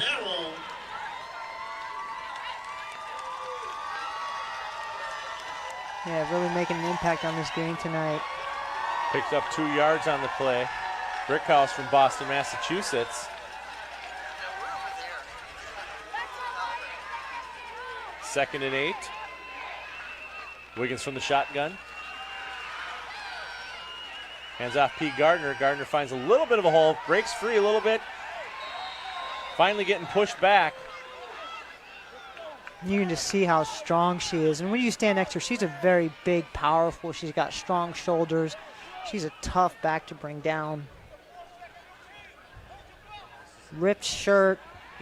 She's going hard. Last game of the year. You don't need the shirt tomorrow. Rip it all off.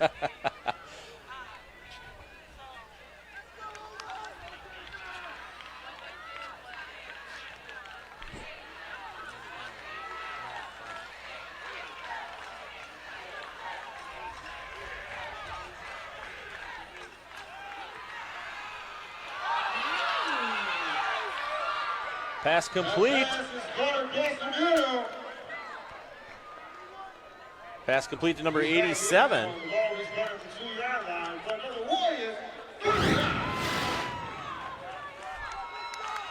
And that's Susie Q. That's Lynn, yeah. Yeah, she's coming in. Linebacker every now and then gets a chance to come in and make a couple receptions, trying to get a couple bigger receivers in there to go up against these fast DBs that Boston has on the field. See if they can create some sort of mismatch there that they haven't been able to get in the first half. Looks like we're going to have a timeout.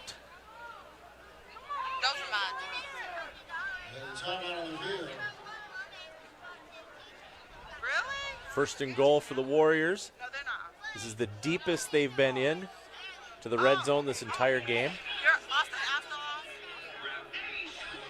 Sort of getting settled in. Little mix of their pass and run. Yep, Boston actually called the timeout.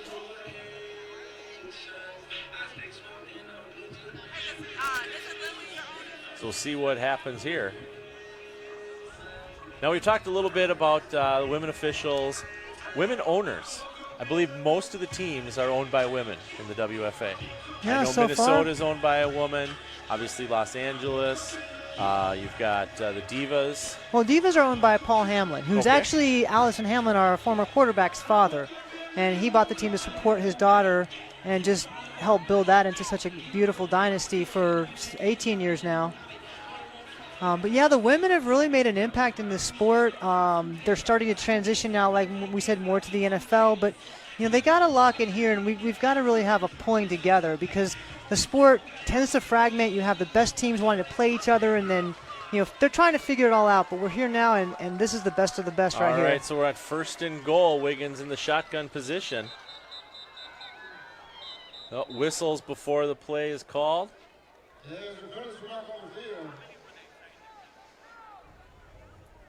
Gardner's like, I was in the end zone. Got a false start. LA making it so hard on themselves.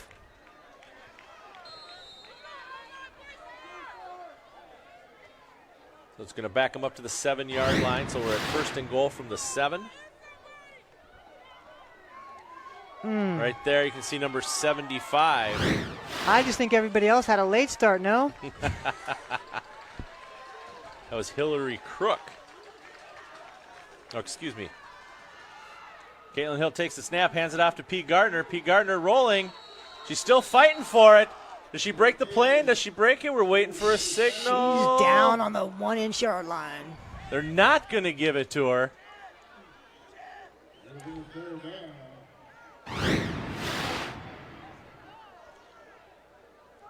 Let's see here on the replay. Gardner spins off a player.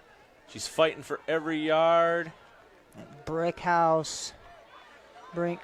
Tackles the ball down right on the side. Her body's actually in the end zone. But the ball never crossed. It was a good call by the officiating crew. This time they give it to Gardner again. Gardner's pushing. She loses yardage. I have to wonder if they have a play where the quarterback can go under center and just get a big push, because that extra time it's taken to hand off that ball is given the defensive line. And now you see Stephanie Jeffers, number 66, their offensive guard, coming in to play tackle. She's a 2-time Team USA gold medalist. Really plays with a chip on her head. There you can see the line was right there to stop Gardner from getting into that end zone. No push by the offensive line. All right, so we're at 3rd and goal.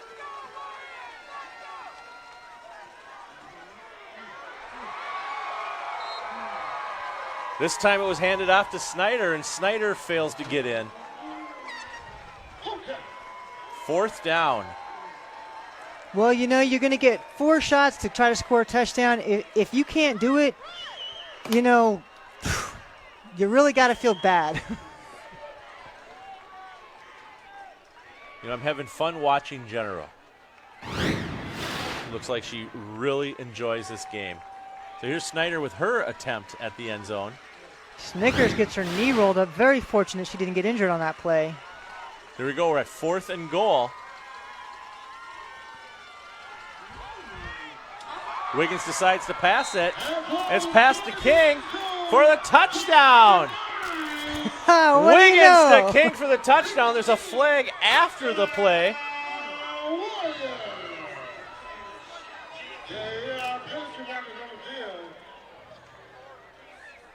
See what's going on here.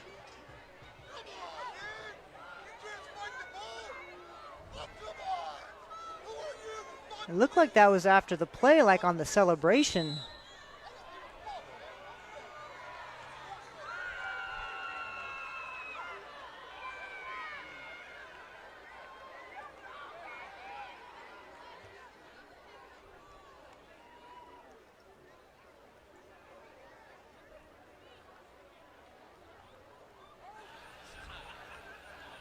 So what was it? There are multiple flags thrown by one official. Well, whatever it was, it looks like they're going to let the touchdown stand. I think she might have thought there was an excessive celebration. Twice. And sportsmen. Somebody must have kicked the ball or something. I didn't see it. Well, let's Take their word for it. LA going to go for 2 the here. referee's right there if anybody can see it. It is her. Going for 2. Bad snap. Incomplete That pass. play's whistled dead.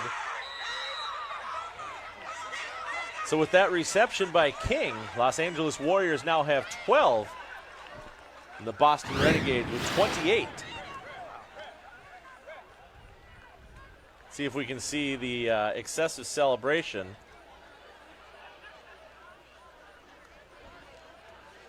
Great job. Fingertip catch. I bet they got her for spiking the ball at the Really? official. Oh, I didn't see it at the official. I don't think she was Official's intending coming anything off at the screen. official, but yeah, looked bad to the official at that moment. Lisa does not mean anything by that. She's excited for scoring that touchdown. She's like, what? So the game is not quite over. We have 56 seconds left in the third quarter. Boston still up over Los Angeles 28-12. Donna Wilkinson with me. I'm Brian Sweeney. We're coming at you live from Fifth Third Bank Stadium. Kennesaw State University in Georgia. Donna, can we see the Warriors go for an onside kick here? Well, you know, they've got pushed back because of that 15-yard penalty. So instead of kicking off from the 35, they're going to be kicking off from maybe the 15 or 20. And so I don't want to give Boston the ball on the 30-yard line. I'm going to kick it as deep as I can.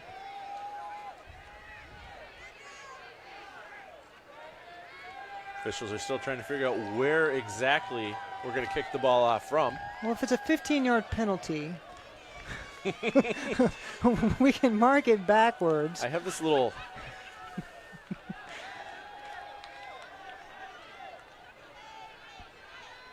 and they're still discussing it. Huh. That seems too far.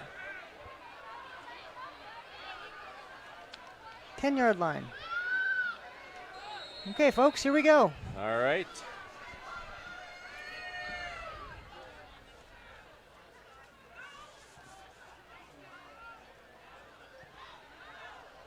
And that one going to bounce out of bounds at the 46-yard line. Another penalty on the field.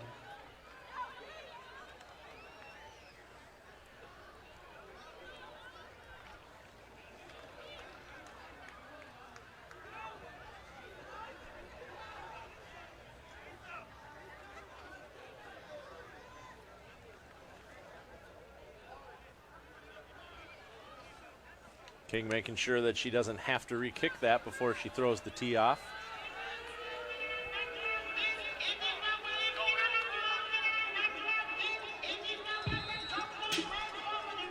All right, so Cahill and the Renegades come out. Short field, starting at their 41-yard line of the Warriors.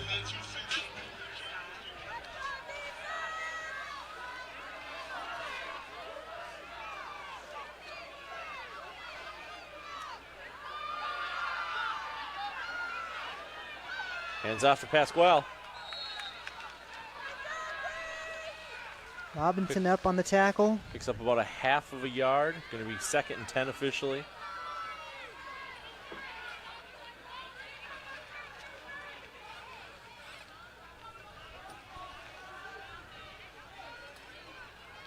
LA really sitting here, really need a defensive stop. Already down 2 scores. Another defensive touchdown would be just as well.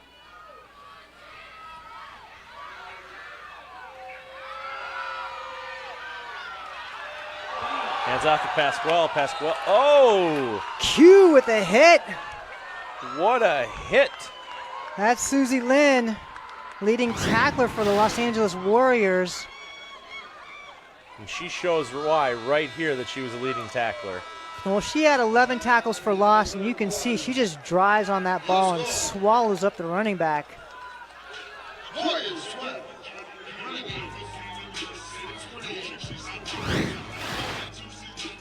All right, so that play is going to bring us to the end of the third quarter.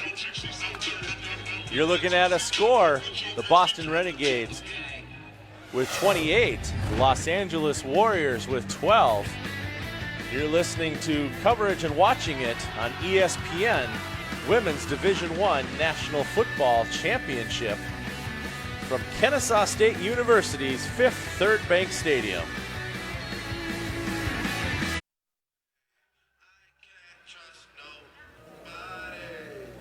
Welcome back to ESPN's coverage of the Women's Football Alliance 2018 National Championship for Division I game.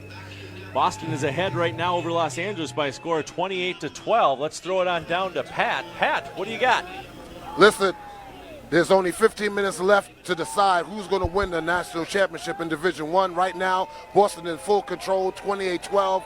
Los Angeles Warriors are fighting as much as they can to try and get back in this football game. Right now, it's going to be determined who's going to want it more. So we're going to send it right back to you, Donna and Brian.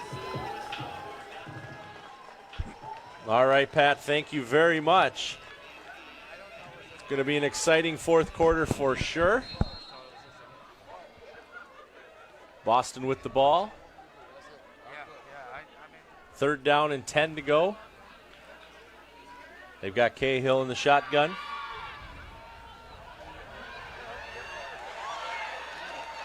Passes it to Young.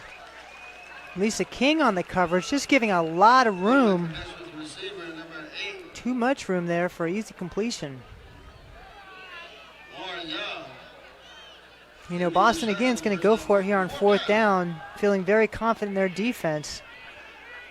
Fourth down and 4, 6 yards to Young on that reception.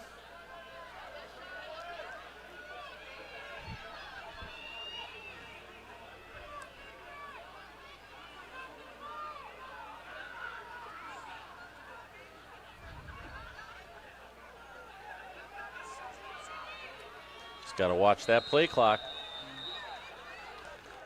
And Boston's going to have to burn a timeout there. They didn't like what they were seeing at the line, not enough time to call a new play. It looked like they were trying to draw Los Angeles off sides, and when that was not successful, yeah, they just ran out of time, or maybe they'd intended to, but I can't imagine you're going to intend to call a timeout right after a quarter.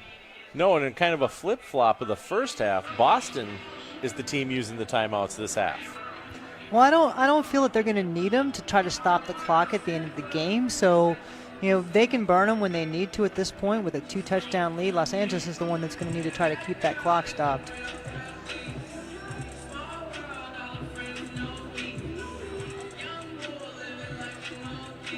You brought it up earlier. I love working these games where you can see the players dancing to the in-house music.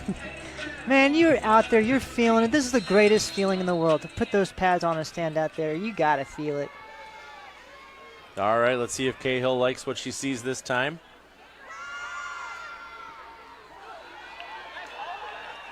There you go, quick pass to Bonds.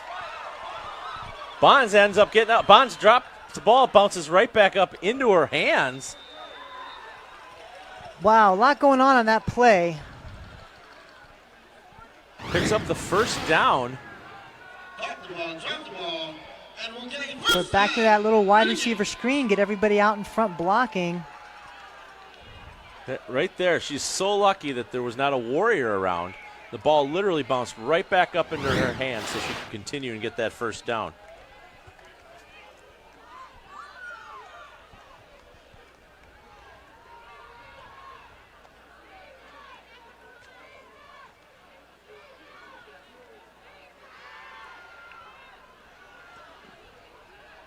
Young again, Young on the reception. Young breaks free from 2 tackles, finally pushed out of bounds.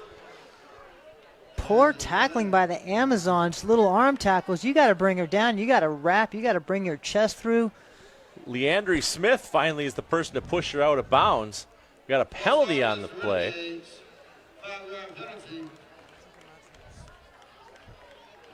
Looks like a procedure penalty. Going to push Boston back 5 yards. Going to make it 1st and 15. So Young's reception does not matter at this point. At least I know you, right?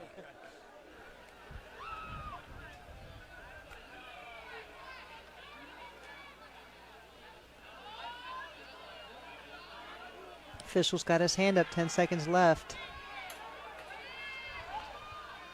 And he puts it down.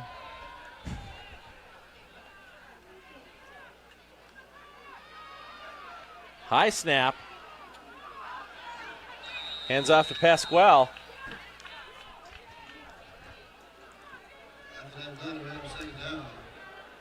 Angelique Smith on the tackle there. Angelique, the defensive touchdown for the Warriors. There you can see the snap was just over her head. She had to jump up for it. Yeah, Smith having a great year. She's actually had 2 fumble recoveries for touchdowns.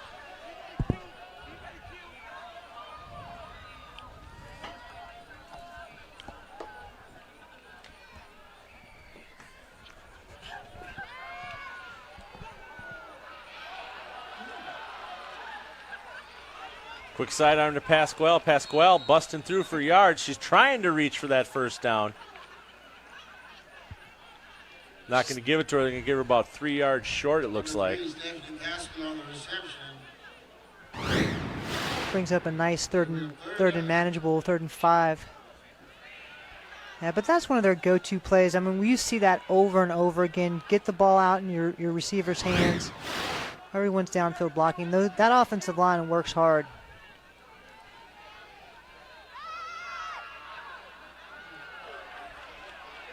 Hand off to Pasquale. She's not going anywhere this time. Robinson brings her down. Tackles for a loss. Robinson amongst the players going both ways for LA. The top stars on both of these teams getting action on both offense and defense. Robinson wraps her up. She tries getting away. Robinson's just going to pull her back, keep pulling her back until she finally gets her on the ground.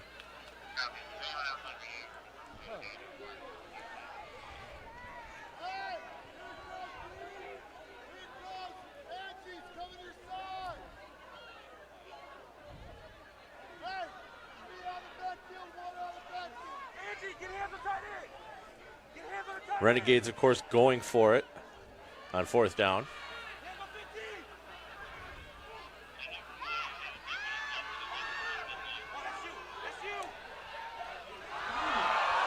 Airs it up. Ooh. Intended for Bonds, but with that double coverage, she wasn't able to pull that one in. King Warriors in on the are going coverage. to take over on downs.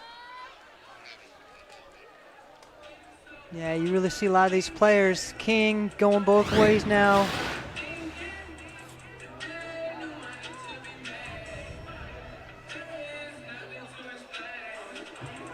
Nice coverage. One more look at that. Both King and Kenny on Bonds there. Great coverage. Not able to come down with it. Warriors have 10 minutes and 21 seconds to get the ball down the field. And score twice. And score twice.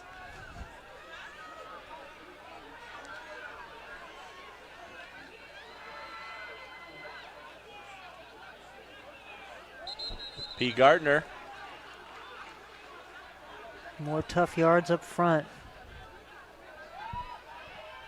Those type of players are so vital to an offense. Those players that can just, chip away at the yards, chip away at the yards. Well, and she hasn't had a lot of burn this year. They've been blowing out teams so much that she's coming off and all the other backs are getting a lot of runs. So this is going to be the hardest she's had to work all year.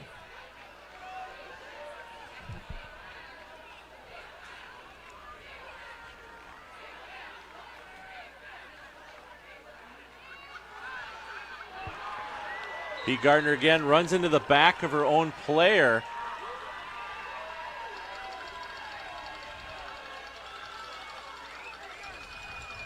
Allows Jessica Penta to get a tackle. Yeah, Penta gets great penetration. Nowhere to go.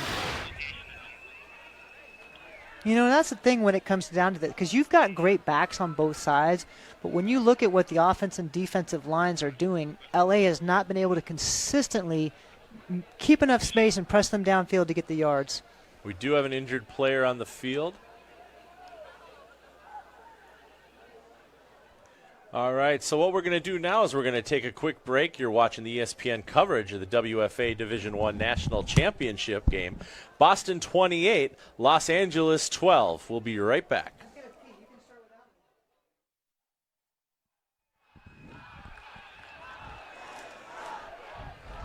Welcome back to ESPN's coverage of the Women's Football Alliance 2018 National Championship Division I game between the Boston Renegades and the LA Warriors.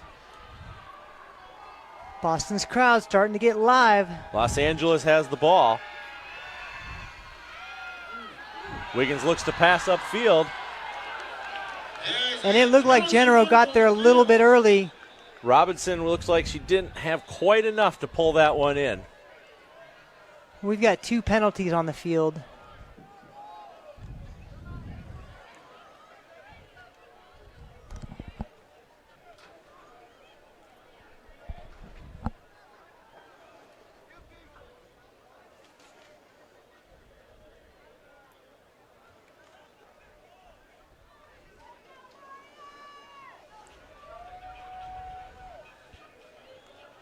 Officials trying to sort it out. We would like to tell the Renegades that the Patriots tweeted congratulations and good luck for tonight's game. Got pass interference is the call. Good luck, Renegades.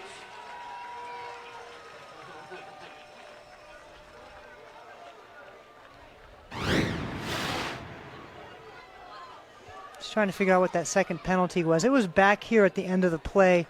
Something happened down here on the side between these 2 players. Yeah, so oh, and then a little tussle going on there, a little face mask grabbing. for that one there, looks like Genero had her hands pushing down on the shoulders of the intended receiver. So that's why Robinson wasn't able to catch that ball.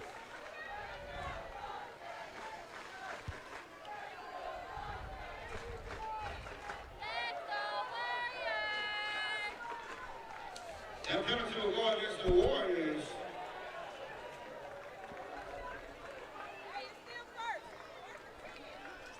So correction, it's actually going to be against the Warriors, and it's going to push them back deeper.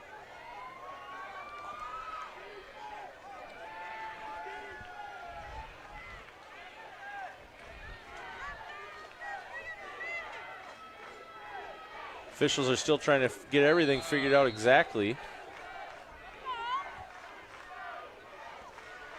All right, so 1st and 10. 9:11 remaining in the 4th quarter. Hand off to P. Gardner. Gardner finds a little hole up the right side, makes it up to about the 15-yard line. Not going to get a lot running laterally. A little celebration with Genero. Looks like that was Laura Pula that was celebrating with her. Oh, we just got word in the Patriots are tweeting about the Renegades supporting their Boston women's team. Good to see that. That is great to hear. The more support you can get, the better. I know the Vixen are working closely with the Minnesota Vikings women, trying to develop a relationship there as well.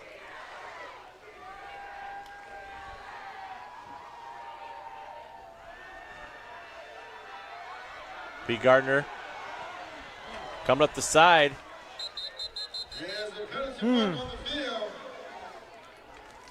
That was Brickhouse. Grabbed her ankles, pulled her down.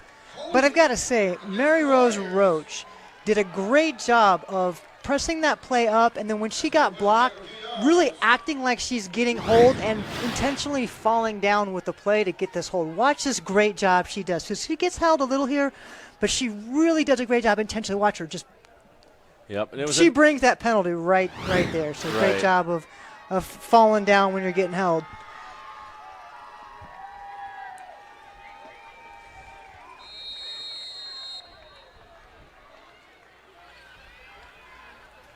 Looks like the Warriors are going to use a timeout here.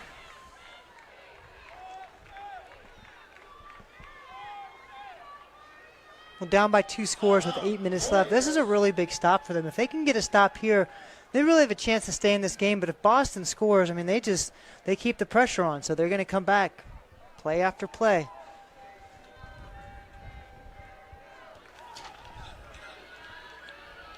So now you've won a championship. You've been in this position. You've played on this biggest stage for women. Mm-hmm. Well, I've been in 4 national championship games. We've won 3 of them and lost 1 of them. And, there's something special about those teams that win them. There's something special about the way you come together, about the way you bond, about the way you become selfless and you give up part of yourself for your teammates. And I know a lot of these Boston players are doing that. Their veterans are picking up and playing new positions. They got young players coming in. And really doing those little things to get that edge. And the scoreboard, they just showed the Patriots tweet, actually, that said, "Go Renegades." So it is confirmed. New England is right on Boston's bandwagon tonight, and hopefully it turns into a meaningful relationship. Well, any meaningful relationship any of our teams can get, garner with the NFL is going to be important into building the future of this sport.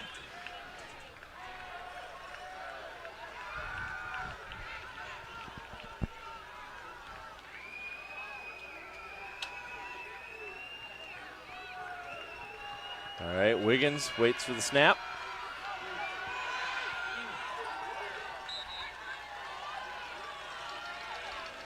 Pass intended for Keeney. Looking for a call, not going to get it.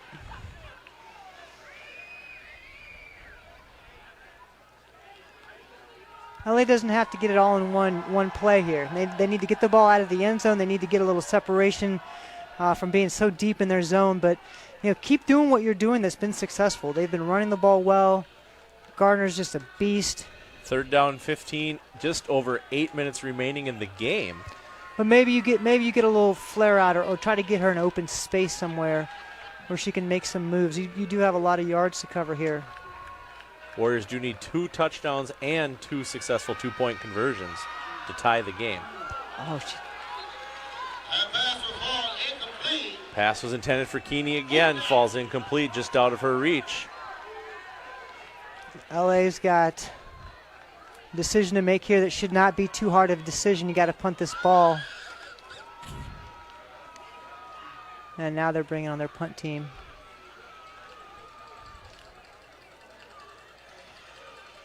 Wiggins obviously showing frustration as she makes her way to the sideline. I know what it's like coming off that field trying to figure out that Boston defense. They're all up there so tight. They press the line so hard. It can be very frustrating until you really get your blocking scheme locked down.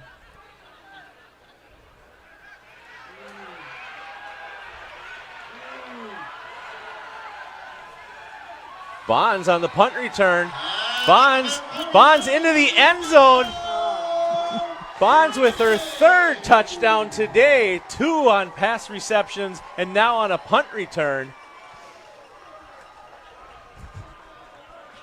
I don't know if they have a player of the game in this. I would say we've got a player of the game so far.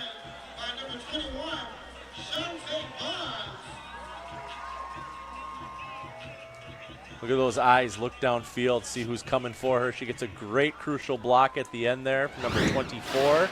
Shows a little patience. Feeling the love from her teammates.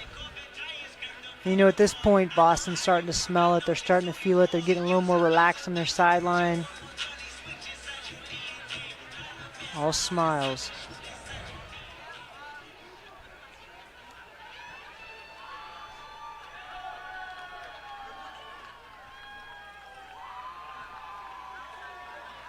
Brooke Goodman to attempt the extra point.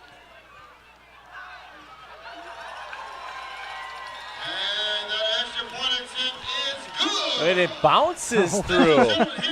Well, she's keeping her extra point leading league percentage going with that one.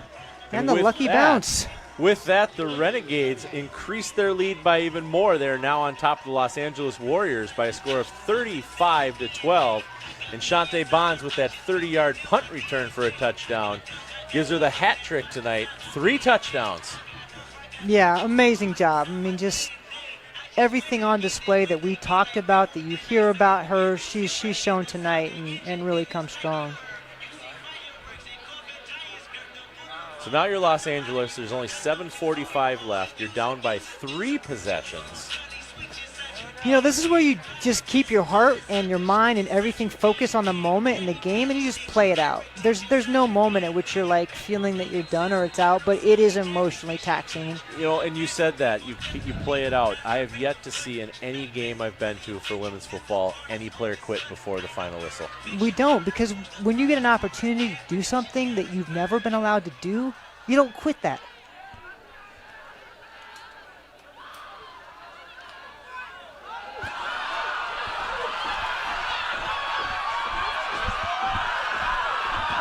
Is that Beneke? Woo! What do you know?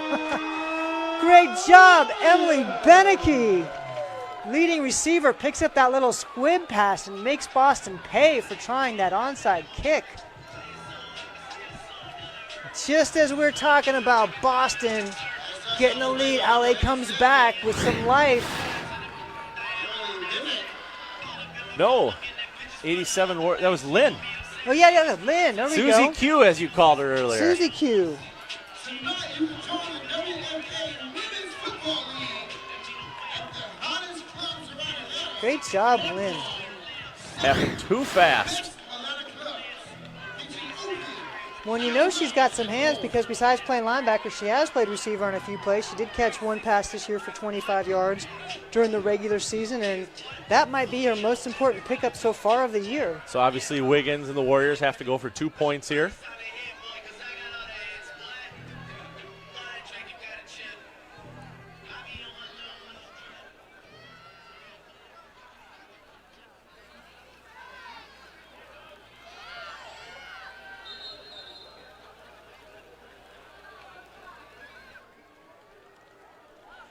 Time runs out. We got to delay a game.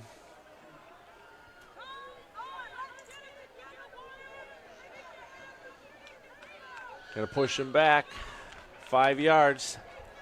Yeah, and these little things are some of the details that teams really work on when they're all practicing together, and I think some of that, you know, players being separated in different areas makes this tough.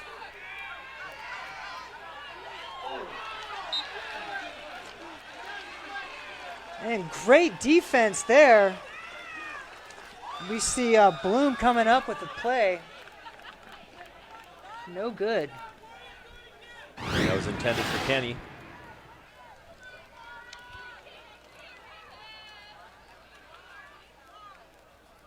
Right on it. Great defensive coverage there. So we're at 35 now for the Boston Renegades. Los Angeles Warriors with 18.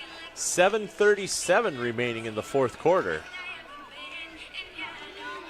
WFA Women's Football Alliance Division I National Championship game. My name's Brian Sweeney. I'm sitting here with Donna Wilkinson. You know, Donna, you and I met each other last night at the Division II game for the first time. And I got to say, I think we work well together. You know, you're a Raiders fan, so we're all right. That's got to be what it is. So That's gotta you must be. be excited to see Chucky back in Oakland as well. Oh, man, you know, it was heartbreaking when he left and then Tampa beat came us? back and beat us. I mean, yeah, so I think we're going to be better. We'll do just well then, won't we? All right, King ready to kick off.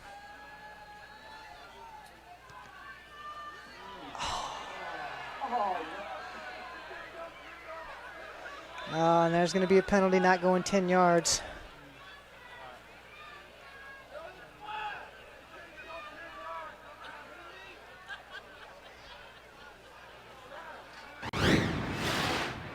Officials trying to figure out what's going on. I mean, Let's see how many yards we go. 4, 5. 5 hits yards her and in a the hit her in elbow. the elbow. officials talking on the side. They have not actually thrown a flag.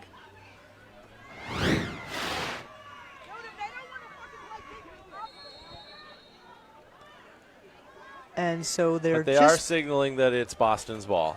They're placing the ball where it was illegally touched by the player, and that's where it would be illegally down Boston's ball.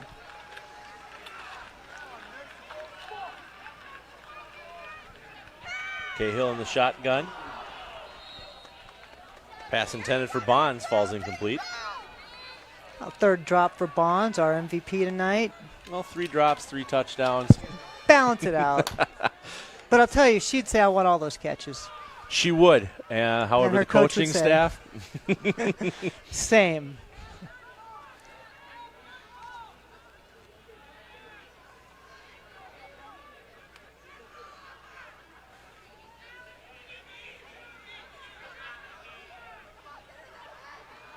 Boston just taking their time. Yep, it's going to run that clock as much as possible, although the game clock's not going. They're only running down the play clock right now.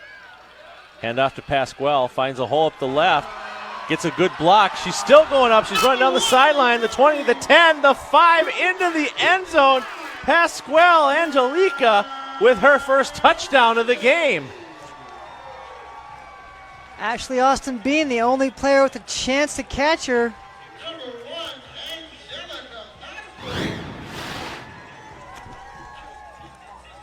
See the replay here. Pasquale gets a good handoff. Good block Finds by a Jeffers. hole, gets another block. Looks like Bonds threw a block for her as well to open that end zone up. All the stars for Boston getting it done tonight.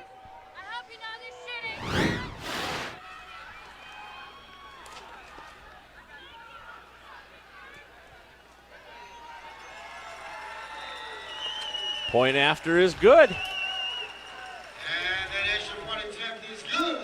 So with 7:19 remaining in the game, Boston is now leading the Los Angeles Warriors by a score of 42-18. Yeah, and I'm really impressed with Pascal. This is only her first year as a lead running back. Like I said, they've had some, really powerful, strong running backs in the history of their team. Zealy being the most notable one. But she's coming in and holding her own and really giving Boston that other dimension that they need on the ground. And that run officially comes in at 41 yards.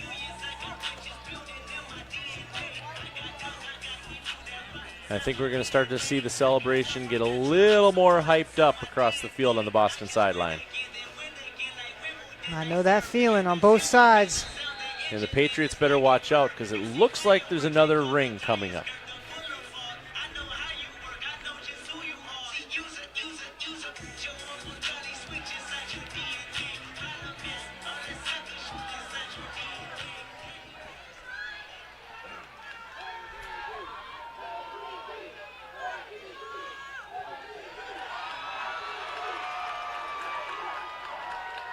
And that's the deepest kick we've seen out of the Renegades all game. Genero in on the tackle. Keeney on the return. Well, we told you she could kick. Yeah. Now we've seen it. Maybe that touchdown was a little wake-up call that maybe we can actually kick it deep sometimes. Ball to be spotted right on the 20-yard line. First and 10 from the 30-yard line for Los Angeles. Now's where you wonder, does LA have a up-tempo offense? Do they have a no-huddle? Do they have a way of moving down the field and scoring quickly? We haven't seen that yet from them this evening.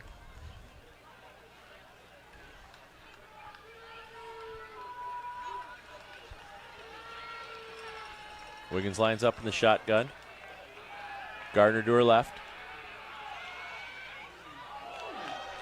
Pass is thrown. King pulls it in. Lisa King running a nice route. Now the clock is not on their side, so once they get the chain set, the clock will continue to run. But that was good enough for a first down.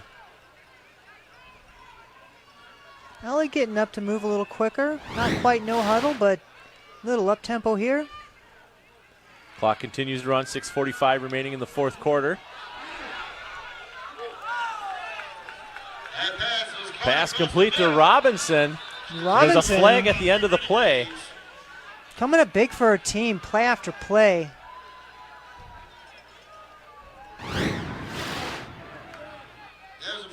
See what we can find here. I look like a face mask, I think, at the end of the play. Yep, there it is. General got her hand in there a little bit. General reached around, pulled her down. Another first and 10. Los Angeles down to the 27-yard line. 6:32 remaining in the game.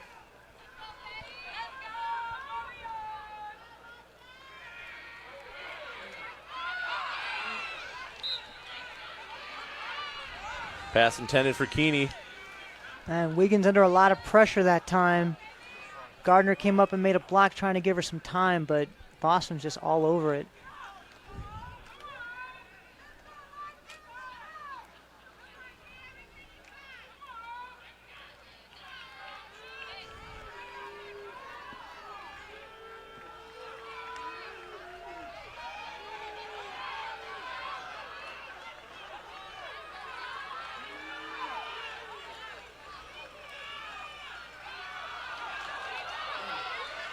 There's a hole. Gardner finds a hole. Well, Boston lined both of their linebackers up at the line of scrimmage, only leaving General back. Once she creased the line, she was free to pick up some good yards. Brings up 3rd down. And a very manageable 1.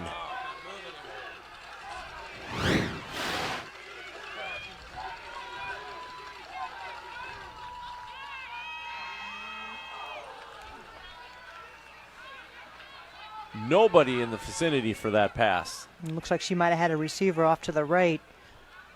It's a little bit of separation. Didn't see her. 4th down and 2. Obviously, they have no choice here. 5 minutes and 42 seconds remaining in the game. Los Angeles down 18-42. The lead held by the Renegades.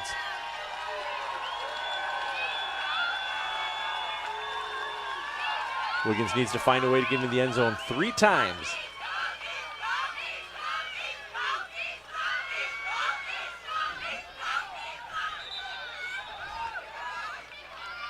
Gardner bowling through the line, getting that 1st down, Keeps keeping the the drive drive alive. Clock continues to run, 5:27 remaining. Los Angeles decides to take a timeout.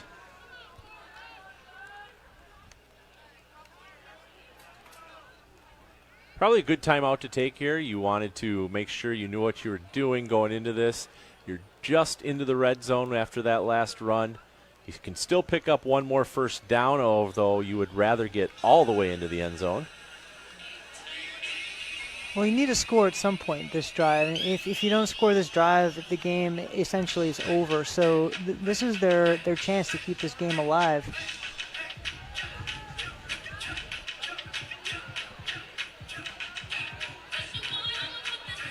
I guess we should officially thank the Atlanta Phoenix for hosting this weekend and the amazing job that they have done. Yeah, Atlanta's just really been great hosts, very professional, great facilities here. And all the athletes that have come into play, the Division III and 2 championships, Division I All-Stars. So many talented athletes and players coming together, and just a great weekend of celebration. And they had a best of the best this year for the first time, kind of like a skills competition, which was a great addition.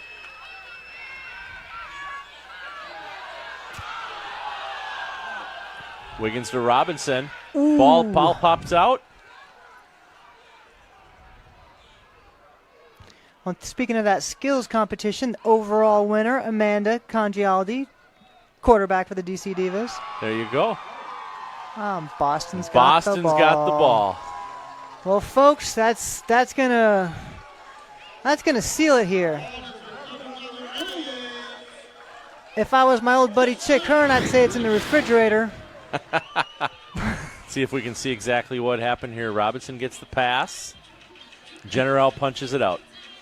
Yeah, just doesn't have it tucked tight.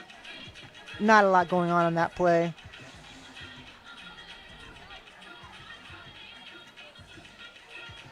You notice Boston really good at attacking the ball, though. They're swinging at it. They're going after the ball. So I can't imagine we're going to see Cahill throw the ball. She'll still throw some. Maybe not as much as she did in the first half. Right away, Pasquale gets the handoff. Picks up about 4.5 on that. We'll bring up 2nd down, just under 5 minutes left in the game. Boston up over Los Angeles 42-18. Boston just milking this clock.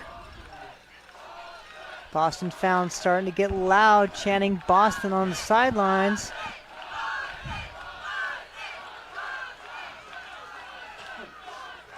which, considering that we're in Kennesaw, Georgia right now, to have that much of your fan base travel to cheer on your team.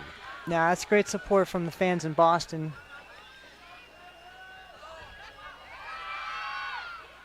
Quick little pass to Bonds.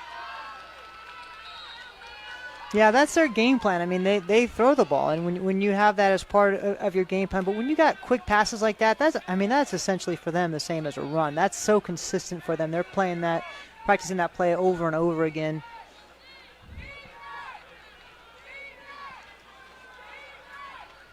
Cahill, of course, willing to let the play clock get down as low as possible with each snap of the ball.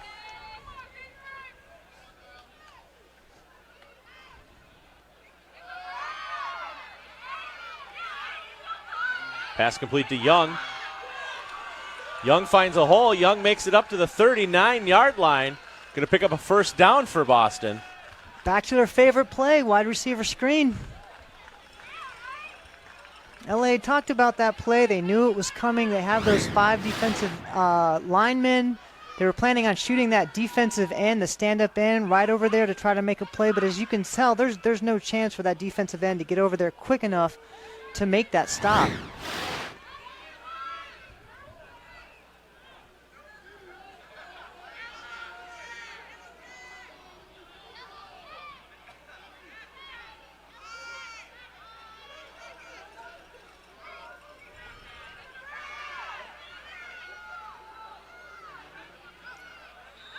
And there was some miscommunication there. Looks like Pasquale wasn't ready for the snap. Cahill got ready to throw it to her, and she wasn't even facing her quarterback.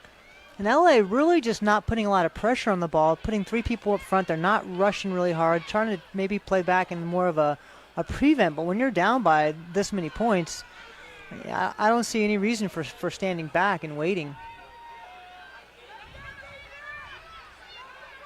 Boston 3 receivers up top. Second down and 10, 2:49 remaining. Pitches out to Pasquale. Pasquale gets pulled down. Nice tackle.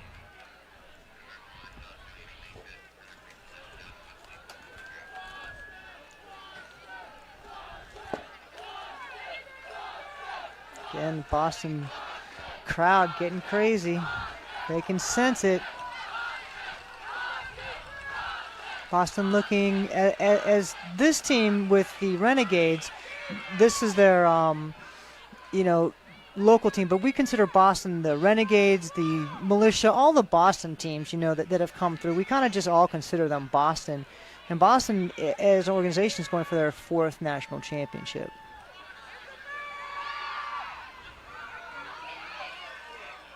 Airs it out. Bonds there. Great catch. Bonds pulls it in. Right in front of King. She's had a super game tonight. Just so spectacular to watch her play. Let's watch this one again. Cahill airs it up. Bonds doesn't even have her face to her quarterback. She's able to pull it in for the reception. She just feels the ball and it hits her hands. So 1st and 10 for Boston, minute 25 remaining in the 4th quarter. Pasquale, nowhere to go this time.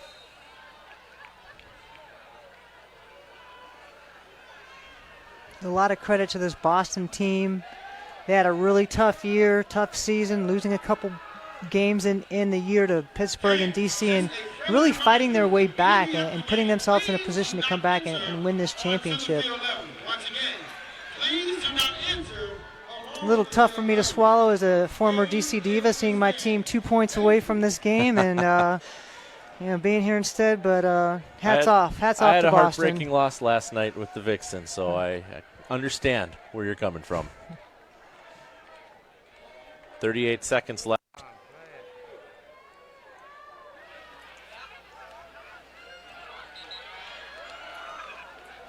And that should do it. Once again, please remain in the stands immediately following this game. Do not enter onto the field level, or there will be further action. Thank you. Public address announcer already giving the warning to the fans to make sure they do not enter the field after the game is over. Boston Renegades have already started their celebration on the sideline. Hugs going around the team. Coach getting a bath. And there's your final score. The Warriors of Los Angeles with 18, and with the victory and the Division I National Championship from the WFA with 42 points, your Boston Renegades.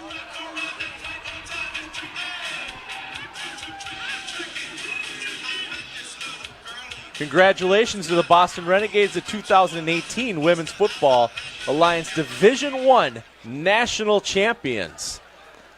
As the celebrations goes on, these players, they've given it their all. A lot of these guys from Boston I know are retiring and heading out. Los Angeles as well, but congratulations, ladies. Great game. Great to be a part of it.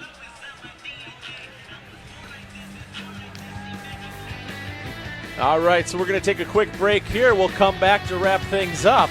You're watching ESPN's coverage of the WFA 2018 Division I National Championship.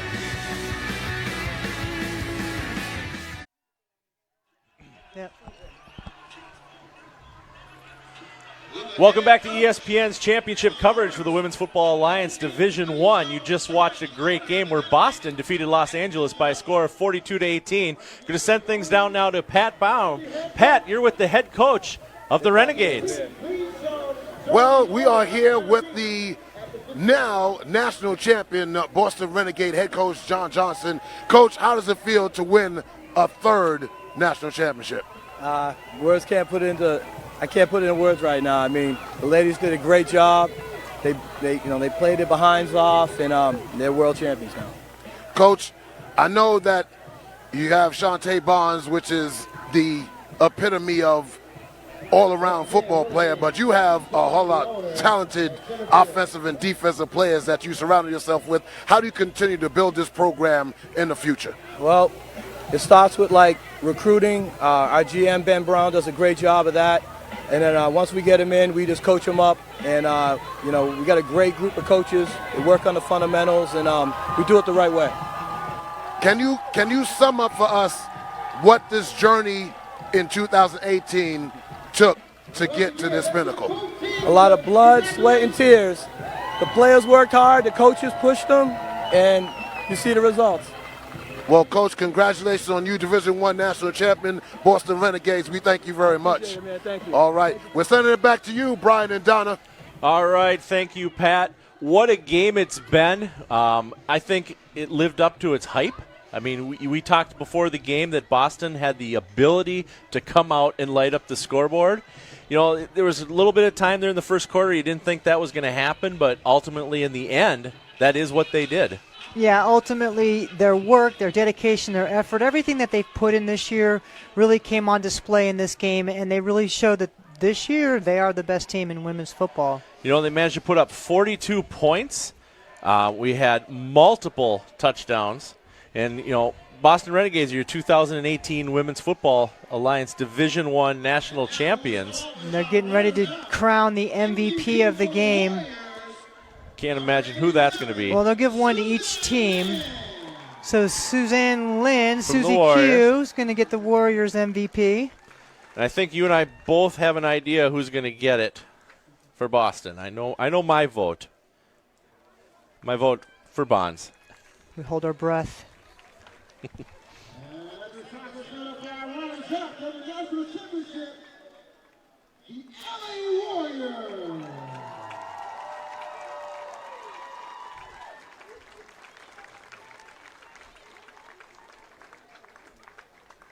Congratulating the Warriors for their excellent effort and heart and coming in and playing hard all game long, representing the American Conference.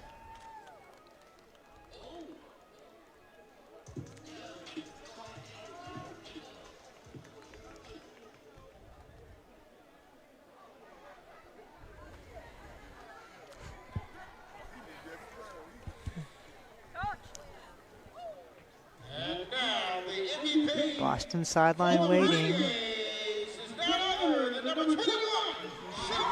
Bond, number 21. How could it not be? She was phenomenal. If I had to pick a favorite player tonight, it would be her. She was fun to watch, and I've seen her play for a number of years, and this was a special night for her. 5 receptions, 162 yards, 2 touchdowns, plus a punt return for a touchdown. Incredible.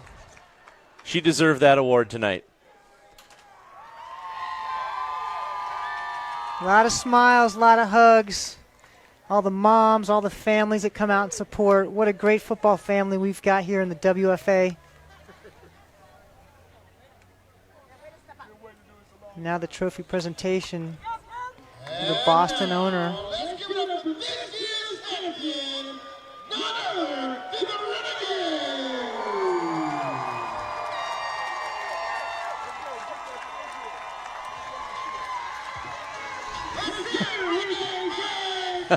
April Kressler, the owner of Atlanta, trying to get him in for the picture. They just want to party And party they will. all night. I'm in the same hotel as them. Oh, good luck. Hopefully you're out all night as well. Well, I have a flight tomorrow morning, so I'm actually going to Disney World. All right. What do you know? So what a great game we've had. What a great celebration, great finish. So here we're going to see some final highlights of the game. Boston controlled this game from the beginning. And, you know, it was an enjoyment game to watch. I'm glad we were able to be a part of it. I want to thank the entire ESPN3 crew. I want to thank Pat Brown down on the sideline. Donna Wilkinson, it was a pleasure working with you. I hope we get to work again someday. Thank you so much. Boston 42, Los Angeles 18, Women's Football Alliance Division I National Championship.